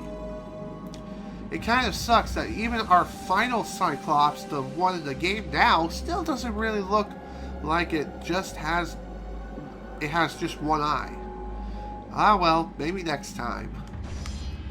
Indeed. Cyclops version 3, Human Face. I really like this guy. It creeps me out because it looks like a human face stuck onto this beastly body. The thing is, it didn't really fit the vibe of the game. Instead, this Cyclops came across as sad and human. I actually felt sorry for it. And there you can get a better view of the Cyclops itself. Here we have another Cyclops design. Cyclops version 4, Cartoon Cyclops. This guy felt too cartoony for the game. This version is more like a character you'd see in a teen-rated platformer. Makes sense. Now for this one, Cyclops version 5 action figure. This version was pretty neat, but it was just too cartoony. It felt like a toy. The skulls on the chest made it feel like one of the accessories you get when you buy an action figure. Very true. Kinda does look like it, unfortunately. Ooh, look at this one. Cyclops version 6, Patchwork Cyclops. Now this guy was nasty. I still think he was pretty cool. Looking at him now, I'm wondering why we didn't use him. I am sure there was a good reason, but I just can't recall. Sure, the eyes look bad, but that could have been fixed, but the body texture is really cool. Better keep this guy in mind for future projects. He's great. I have to agree with them on that one. Ooh, what is this ugly monstrosity? It is Kratos version 1, Giant in a Diaper. This was a placeholder for the hero. We needed something to put in the game while we were still locking the design for Kratos. The model was always meant to be a throwaway model, but even so, I have no clue why the artist chose to model a fat guy wearing a diaper. Boy, if Kratos only knew what he looked like way back when. I think he'd flip and try to hunt you down and kill you. Here we have Kratos version 2, Medieval Warrior. This model looked too medieval for the ancient Greek setting. Still, I like this guy. I think he's kinda cool.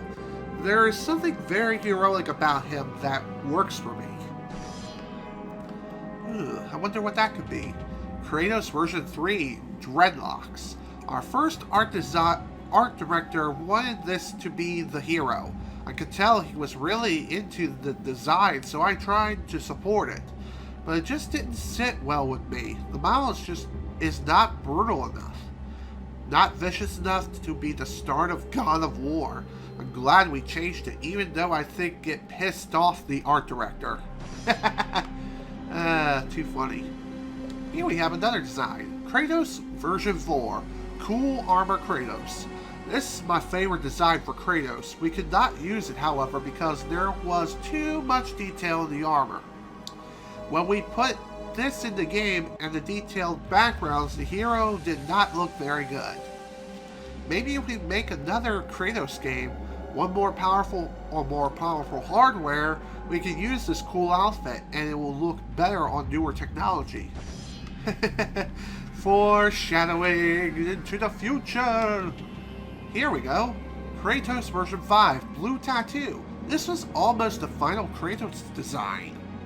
I really wanted red tattoos with white skin, but we felt that color scheme was too cliche, so we decided on blue.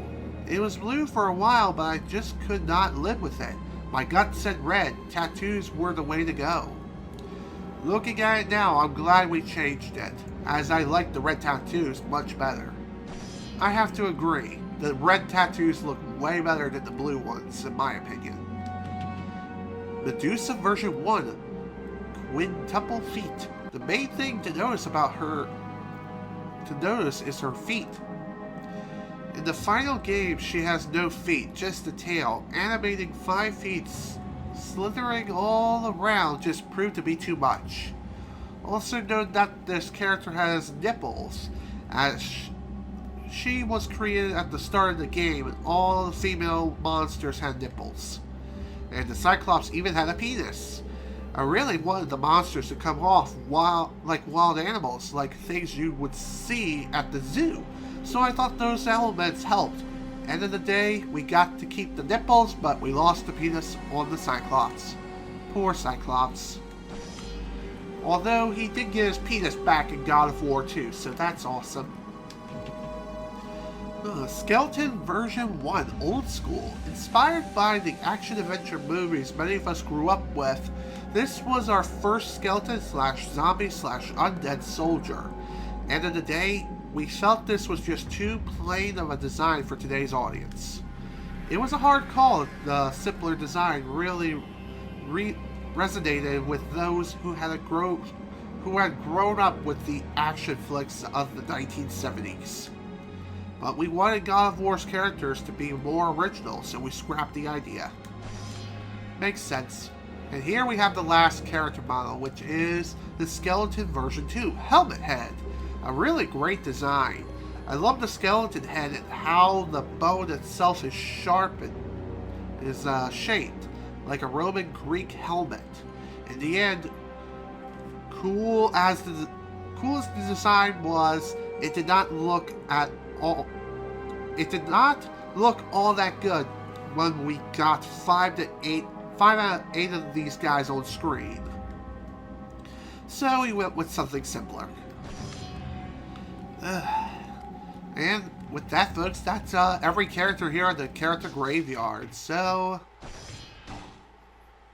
yeah, that's every cut character that was planned for the game but was eventually scrapped or moved over to bigger projects like God of War 2 and onward. Okay, so as far as what else to look into, I guess we'll start watching some of the other movies here, including the making of God of War. So, let's see what the developers have to say about the game and everything else in between. So here we go.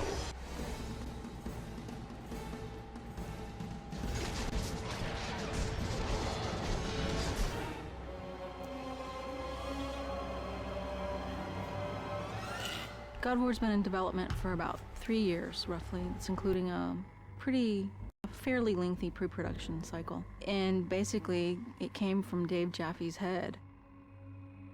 There were so many ready-made play mechanics and gameplay mechanics in the Greek myths already that it was just like Medusa's head and Zeus's thunderbolts and battling Cyclopses, and that mixed with just my love of the material was like, okay, this is what we got to do. We got to do this game. Dave Jaffe came up to me and goes, "What do you think about Greek mythology?" I was immediately intrigued by it. When they said, "Hey, we're thinking about Greek mythology for God of War," I was like, "Yeah, let's definitely do that." The creative director of the game, Dave Jaffe, definitely comes up with a lot of this kind of stuff, and he, likes to involve the team in the design. So he comes up with ideas. We sit around. He comes around, asks us his famous 1 to 10. What do you think about this idea? God of War is our attempt to really elevate the action-adventure genre to the next level.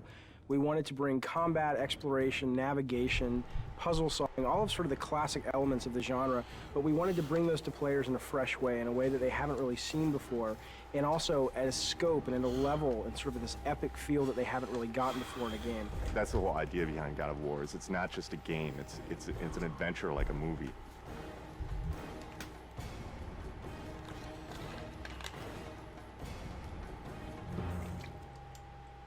The sheer amount of concept art and work that went into developing all the characters and the look and feel of the game is pretty unique. I've never seen so much effort put into concepting a game out, making sure that every environment is unique and fits in with the theme of the game overall.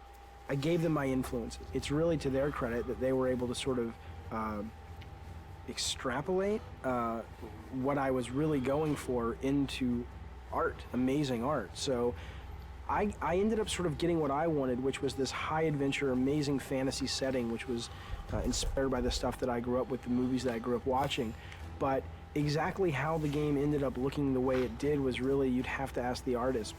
Charlie Wynn has been part of the studio for quite some time, and what he's brought to God of War is extremely valuable. A lot of my job is to create images of what the game feels like. The mood of the game is dark. The main character Kratos is a very disturbed character. The things I said to him, I said brutal, nasty, violent, antisocial, pissed off, angry, fuck you. That was my direction to Charlie. The hardest part about making Kratos was that the storyline wasn't really there yet. And so I was trying to create a character that didn't have that story behind him yet. I just said, come into work and get angry and see what happens.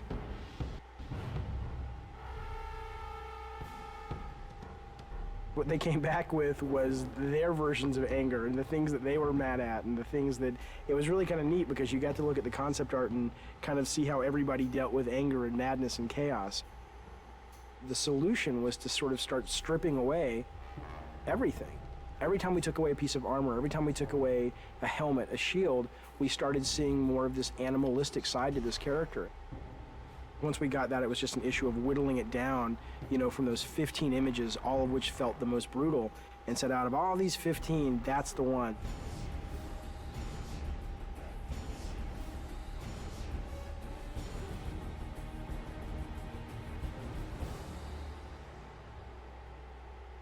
God of War is our attempt to really elevate the action-adventure genre to the next level.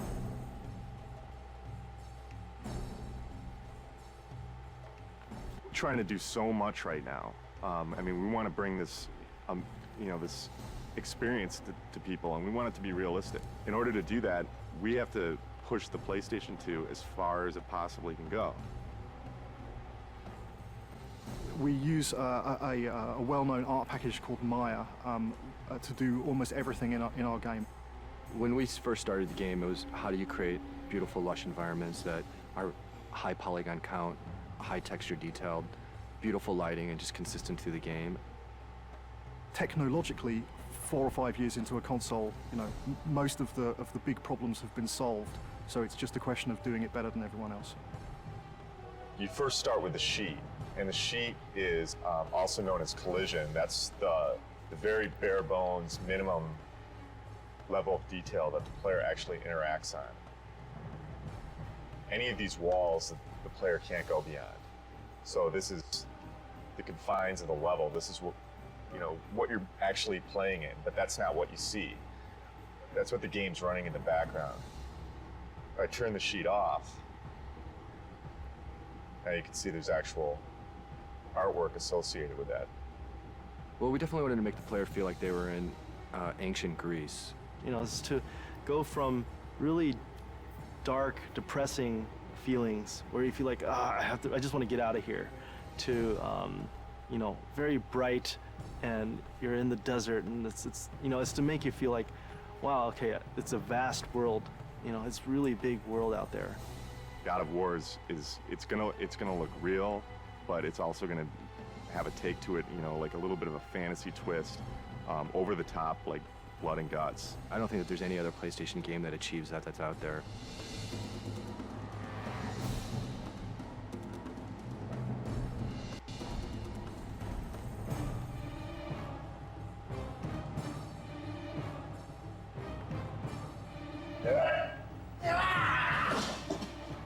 Every character in the game starts out with a single pose that every single animation derives from. When I'm starting to move like this, bring in the base pose, and then kind of just start to block a few things out. Maybe even with general, just kind of moving the whole character all as one, getting the timing for things, and then building out from the pelvis. So get the pelvis motion right, then get the chest involved with the pelvis, and maybe start doing the arms, come back with the legs, then finish with the head and the fingers. So sort of whittling down until I get to that final look. The original vision, I think, what we wanted was very, very brutal. It's funny because we were like, let's go find some fight scenes in movies, and that's how we want this guy to move, and that's how nasty we want him to be. And it's weird because when we thought we'd find all these great movies, movie fights are really kind of tame when you think about it. And we actually ended up with only 2 or 3 movies that really obscure films too, that really, when you saw it, you were like, oh my God, that is just some nasty stuff.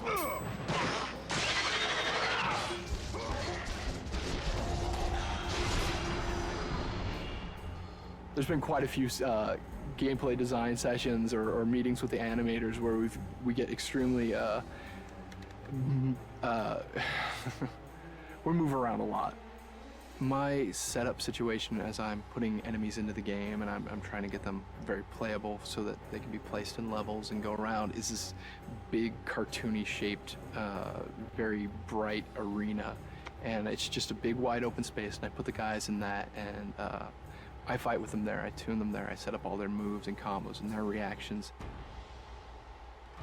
The Medusa head animation, ripping the head off Medusa, very long development cycle for that one. It was redone several times. We obsessed over it. I pissed off everybody. The animations aren't brutal enough. The art's not brutal enough. There's not enough blood. I want this game to make players just go nuts and feel that sense of anger and chaos.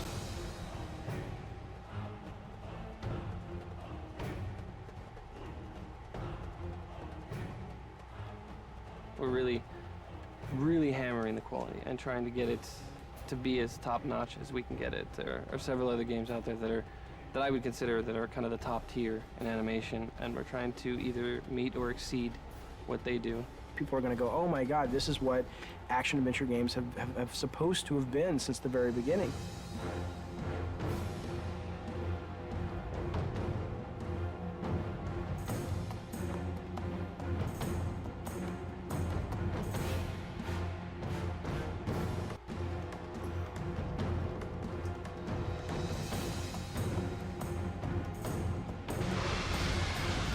I always say this is the game I've been wanting to make since I was a little kid.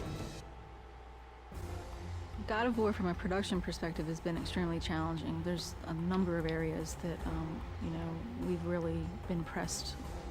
Time, money, resources. Making the game was definitely a fight. Me and the team butted heads a lot, and there was this anger, I guess, that built up inside of me that I think I really transferred over to Kratos, and I look at Kratos now and it's like, that's me.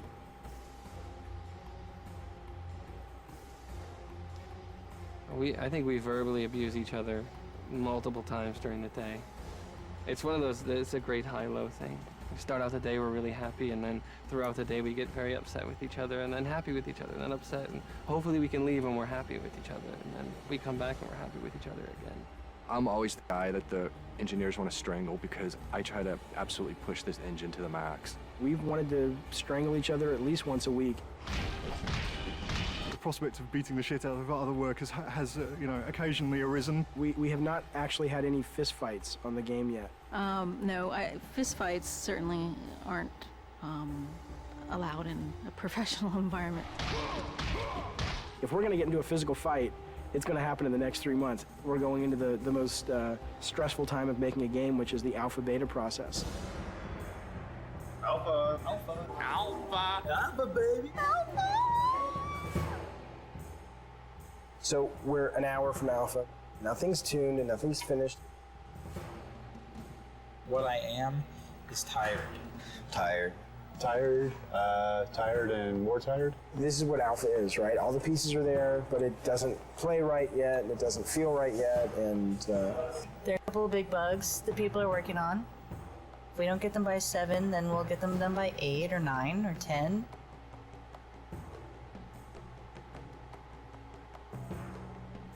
Three years and we're almost done.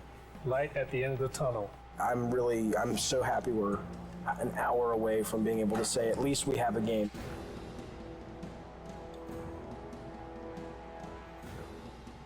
Playtesting is fantastically important, and this is the first game that we've really gone to town on the playtesting while the game has been in development. We'll bring, 5 or 6 people in from the local colleges, and we'll sit them down in front of the latest version of whatever level we've been building, and we'll watch them play it, and we'll notice all of the things that they don't do right, or all the times that they can't find the way to solve a puzzle because we've obviously not highlighted it well enough, or if they can't see the door in the background, then we'll add an extra light in so it's highlighted. It's really kind of like making, it's like making a movie. At the beginning of the project, we decided we were going to build a playtesting room in our office, and that has proved to be a very good decision. There's our huge PlayStation booth. So good to be one of the big titles this year, so hopefully it'll get some attention that we think it deserves.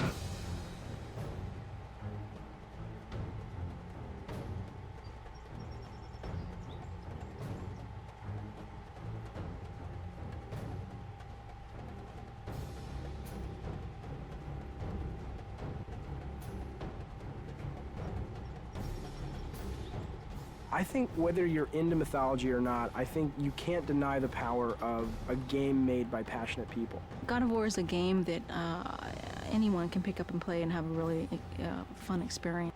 You should play God of War because it'll get you laid.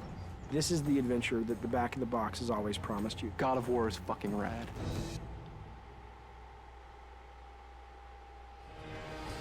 Whew.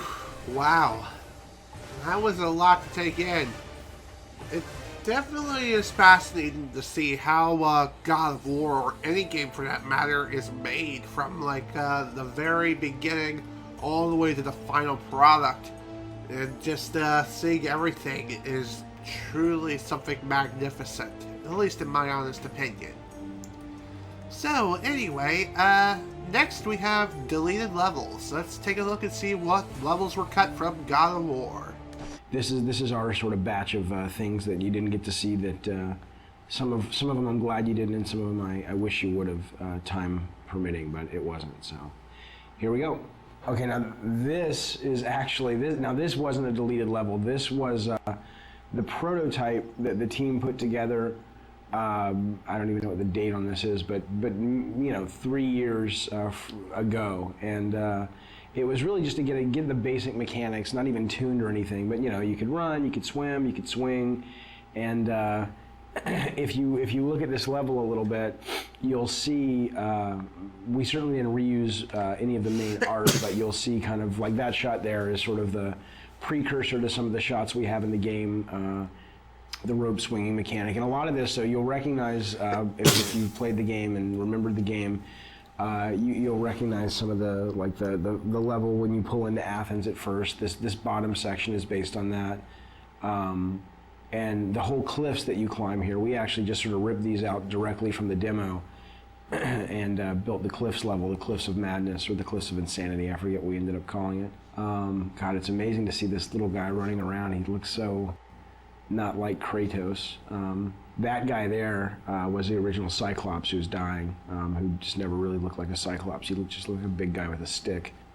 And then this was the room, the only room that we built that was like the final room, and everything else was kind of rough. And I remember seeing this and going, everybody saw this and said, man, this looks awesome. And then we were like, yeah, but how in the hell are we going to get, all the levels in the game looking as good as that? And I don't know if we ended up getting them all looking as good as that, but I think we came a lot closer than I thought we would. This level's pretty cool. This was our test level for the Icarus wing. So when Icarus and Daedalus, the Icarus story where he flew too close to the sun with the wings that he had made, and the wax melted and he fell to his death. That was sort of the inspiration for the mechanic. And I still love this. I absolutely wish this had made it into the game. We just, it really came down to time and going, you know what, let's focus, let's get our fighting really good, and let's get our platforming better, and let's get our puzzles working, and maybe we can come back to this. And as is often the case, you just never have the chance to.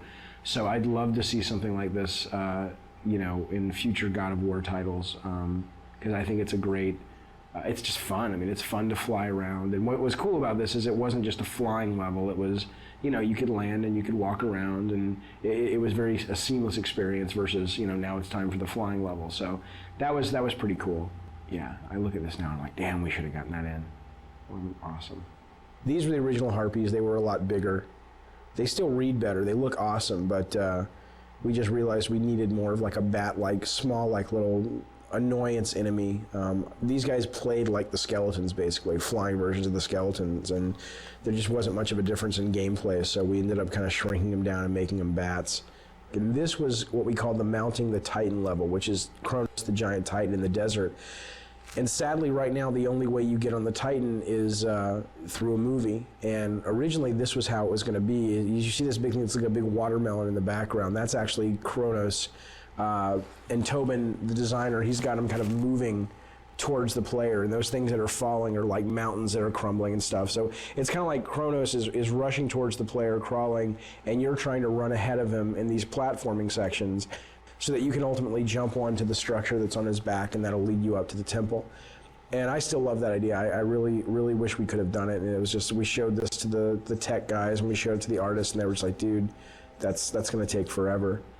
Was the original boss. There was a boss that originally, look at that, that's awesome, that originally guarded Pandora's box. And again, we just didn't have time. And I know it's lame that that's the one thing I regret about the Pandora design, is that there are no bosses that guard the box. You have the Minotaur boss down below, and then we've got this conveyor belt section, and that's kind of it. And we just ran out of time. This was originally pretty cool. It was, you know, you had this moving platform up above, you had this giant kind of harpy vulture in the center that was guarding the box. And she had these eggs scattered all around the level, and in order to sort of entice her to fly around, you'd have to go find her eggs and break the eggs, and you'd kind of take the little baby birds inside, and you'd kind of carry them around and use them as bait.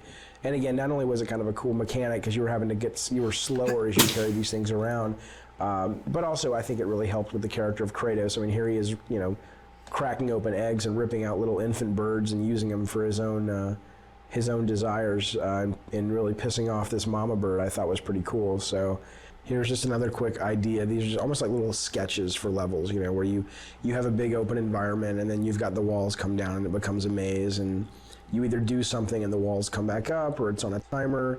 I mean, we did tons of these things, you know, where I'd have an idea, or a designer would have an idea, and it was like, you know, try something like this. So this level is actually a level that we went so far as that we showed the press, we got it in magazines, and this was really a hard cut for us to make, and especially for me to make. I love the mechanic of it, and I love the platforming and the concept. And the concept was that you're riding this elevator, and you know, if you get knocked off, obviously you'll die. And if you get off the elevator, the idea was it was going to originally be being chased by this massive sandstorm. And the elevator was really the only thing. It was sort of a magical elevator that protected you from the sand. And if you got off the elevator would bypass you, and the sandstorm would engulf you and kill you. And the two things we didn't have time to do is we didn't have time to tune it, and we didn't have time to build the sandstorm. But what I loved was this whole idea of, you know, getting off the elevator and having to catch back up with it. So, you know, you'd have these little forks in the road, and either you'd be forced, like coming up, you'd be forced to get off the elevator, or you could choose different paths. And if you took one path, it was more combat heavy, one path was more platform heavy. And as you can see, I mean, we had this pretty much finished from a standpoint of the art and the setup, but we were missing the big sandstorm, and we were missing the tuning time to really make this fun, and so it ended up getting cut. This I love. This was great. This is great. I love this for the elevator. Now it gets smaller. I guess we talked about putting this in the actual, see, they suck. Whoever played this couldn't keep up with the elevator, but that was the whole idea, trying to keep up with the elevator. So it's tough. It's really tough when you have to cut ideas that you're really passionate about out of the game, but you do so you can make the other ideas that you do have in the game shine even brighter. So it's sort of a constant process, or it's a constant aspect of the process that's just a really tough thing that you go through, but I think it's worth it because it makes the overall product better.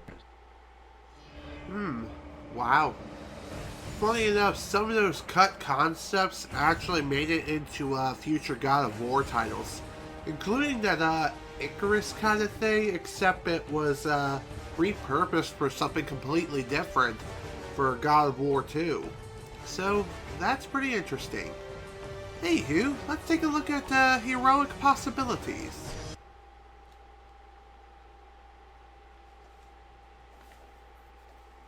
Some of the earlier characters that that had been played around with, some of them again just didn't feel right for the time period. Some of them either felt overdressed or felt too fantasy. A lot of the concepts too got very detailed. There were lots of flowing things, and there was lots of hair, and there was lots of things that if we had to just model it, it probably would have been a little bit tougher to pull it off. There was one character I remember when I first saw it that had kind of a, almost kind of a tribal feel to it, a very kind of African feel to it, which I thought was pretty cool.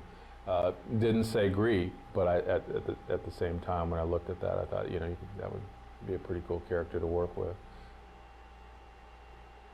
We went through images of the lone wolf kind of characters where you might have a hero with a little baby or a dog on his back. So just to kind of give something different, you know, about the character and something that you can kind of relate to. One of the original concepts behind the hero for God of War was to come up with a guy who was, his whole face was encased in a mask, and we thought that going with a mask would be, you know, being able to paint his face in broader strokes so that when you were playing the game, he still had a lot of personality, and you could still sort of read that when you saw the mask. But when we actually got it in the game, it ended up feeling very soulless, and it didn't feel like the guy had a personality. That was always one of the big elements that we were dealing with. You know, and it was difficult because, you know, we would often hear, "It's not Greek enough," and we're like, "What does that mean?" I'm using a actual, you know, sometimes because we'd take it right from a Greek, some Greek sources, you know, and it's very Greek. But I think what we really started seeing was, okay, no, it's not. It's not Greek enough according to what the general public knows, and that's kind of what we had to go towards. These are again very traditional. Some of these were very traditional kind of Greek images, and again, the more traditional it got, the more armor we put on him, the more he lost his individualism. Every time we put something on, you know, Dave felt like, oh, he doesn't look brutal anymore, and we started realizing brutal also kind of related to the primal part of him, you know, and so we did spend a lot of time going through that, but in the end we ended up still taking his clothes off, and that's what we went with. So when I first saw this from Charlie, it was the first time that I really saw the brutal nature and the violent nature and the sort of the animalistic quality that would really become the foundation for Kratos. And I think starting to see these images was just like sort of confirmation that this idea could really work, and instead of giving him a traditional sword, going with these sort of chain blades was going to be much more dynamic and fluid and really fun to play with. The main goal for the character in the game was always to create someone that looked really brutal and really nasty and really violent. Instead of sort of going down the traditional route of a iconic Greek hero with the plume helmet and the skirt and the toga and the sandals, we wanted someone who really made the player feel like he was being able to unleash his dark side. So the idea was always, how can we make him look more brutal? How can we make him look more violent and impulsive and nasty? And that desire always superseded sort of historical accuracy. So while you look at this guy and he may not totally feel at home in ancient Greece from a costume standpoint, I think he achieves the greater purpose, which is to give players a character that they can play who really does let them just go nuts and unleash the nasty fantasies they have in their head.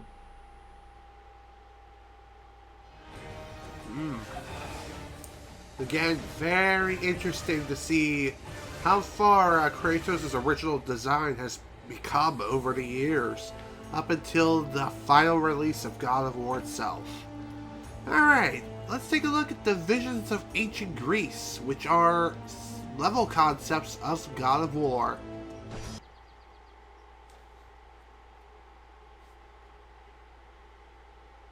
So the idea on the environments and trying to create a Greek world was trying to create a feeling that reminded you of Greece and that didn't feel too fantasy. So we were trying to walk that fine line between a fantasy game environment and a traditional Greek environment. And so part of it was again trying to get stuff that made it feel Greek, not Roman, but Greek. Okay, when we first start concepting out environments, it wasn't really defined as levels, you know. We picked out the important locations such as Pandora and Athens and Hades, and all I knew is like the game should feel really big, which means there's no like cramped area. It's more like challenge against the god and like huge monsters. So the look of the environment should be like huge, you know.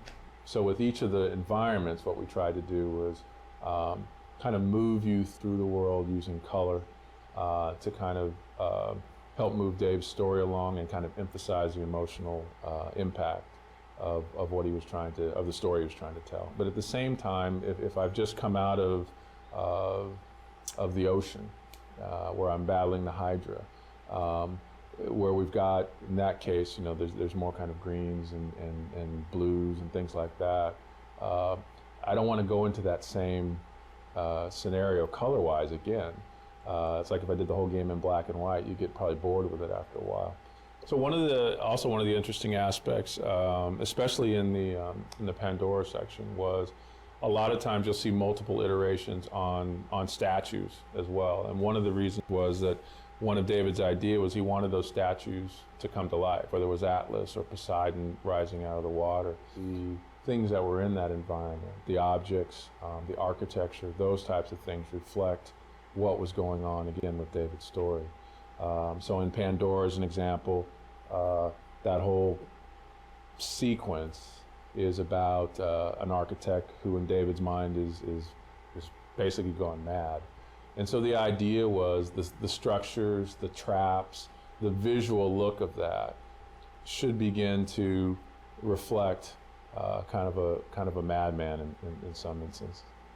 I did that piece, even the level of the design wasn't solid yet. So, but my own interpretation, I was thinking it's like things are like there's no gravity, but at the same time things are like kind of shifting all the time, and there's infinite distance in the back. Things are flying, falling, exploding. The Mountain Olympus, that one particularly, it's not for the game art. It's more like, okay, we want to talk about Mountain Olympus, so where's the image? That kind of thing. The goal of the world of God of War was really to create a place that felt like, you know, a giant theme park ride, you know, or a giant set on one of these great high adventure movies, and places that you'd really want to explore and spend time in and really feel like you were having this grand adventure. And I think these guys, you know, week after week continually were able to come up with set pieces and ideas that they just top themselves constantly and continually, and they've really given us this great world to play in, and I think they did an amazing job, and I'm so grateful as a player that I get to actually play in this space. I have to agree about that. The environments and everything else in between truly is something spectacular, and it's well worth the experience, that's for sure. Anywho, let's look at the monster concepts now. So, with that in mind, let's take a look.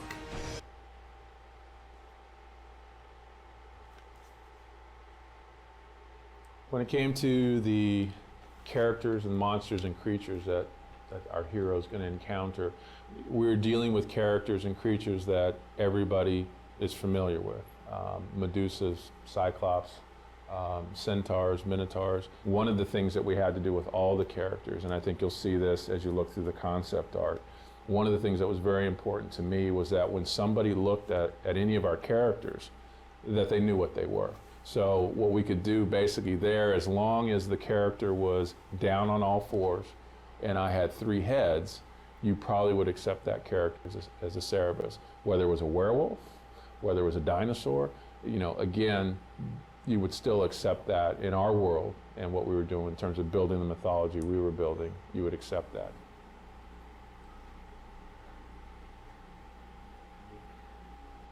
As far as a game creature is concerned, mostly what was fascinating me was the deep sea creatures and how freaky they look. And I was trying to pull up on some of that. and did a number of different types of hydras. I was told, okay, Ares would be maybe 90% elemental, 5 or 10% human, you know, and so that's kind of what I was going for on these beginning ones. He's just pure power, you know, almost like he's this unstoppable force. And then, you know, Dave liked it. It's just he wasn't sure how we would do it. Probably was a slow transition towards being more human. So it's still kind of a huge guy, but he's got all this armor on that allows him to do all these things. So the idea was, again, to move a character into something that, again, would be a little bit more in the horror direction. And again, what it allowed us to do was get characters that were still reminiscent of what they were supposed to be in Greek mythology, but were uniquely ours. So once we started moving in that direction, again, it opened up a whole new kind of avenue of ways to explore those characters. What we really wanted to do was keep people immersed in the mythology, in the Greek mythology, but give them a different kind of experience when it came to the characters and the creatures. Very interesting. Very interesting indeed, especially with the concept of certain monster designs and everything. It just looks so freaking neat. Just a shame that not all of them made it into the final game, but even so, that's just the way it is. Anywho, time to view the birth of the beast, discover a secret from Kratos' past. Could this be his next adventure? Only one way to find out.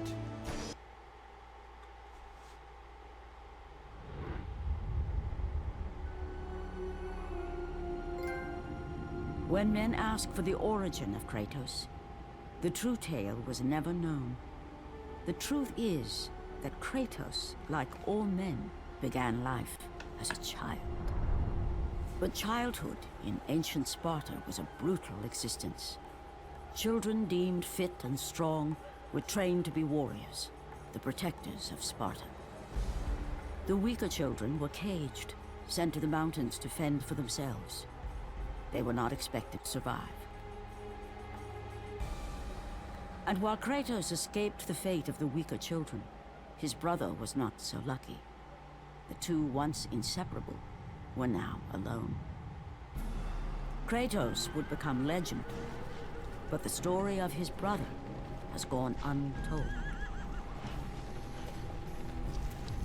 A child left in the mountains, he had died years before. Coming of age in the underworld, he had but one desire: revenge against the brother who deserted him all those years ago.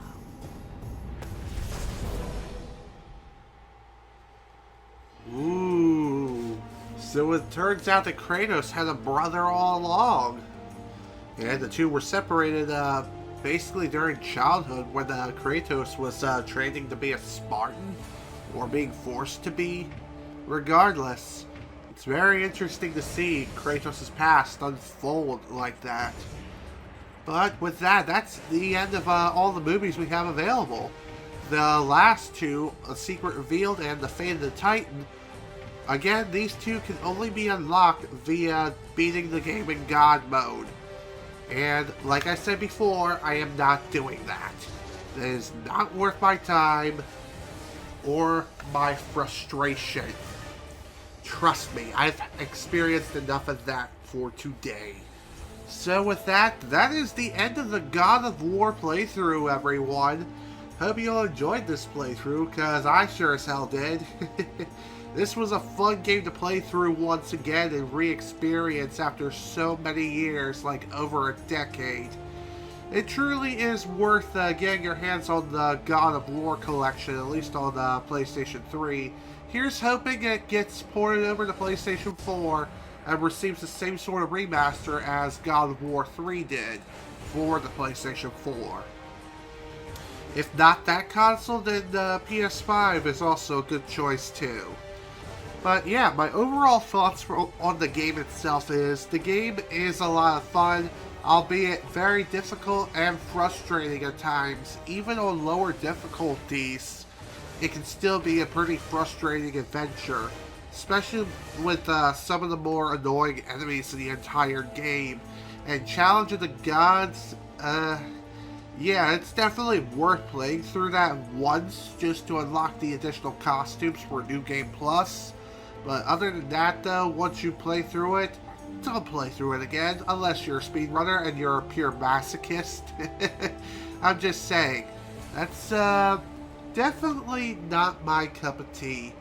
But yeah, with that, I am done here. I am done with God of War.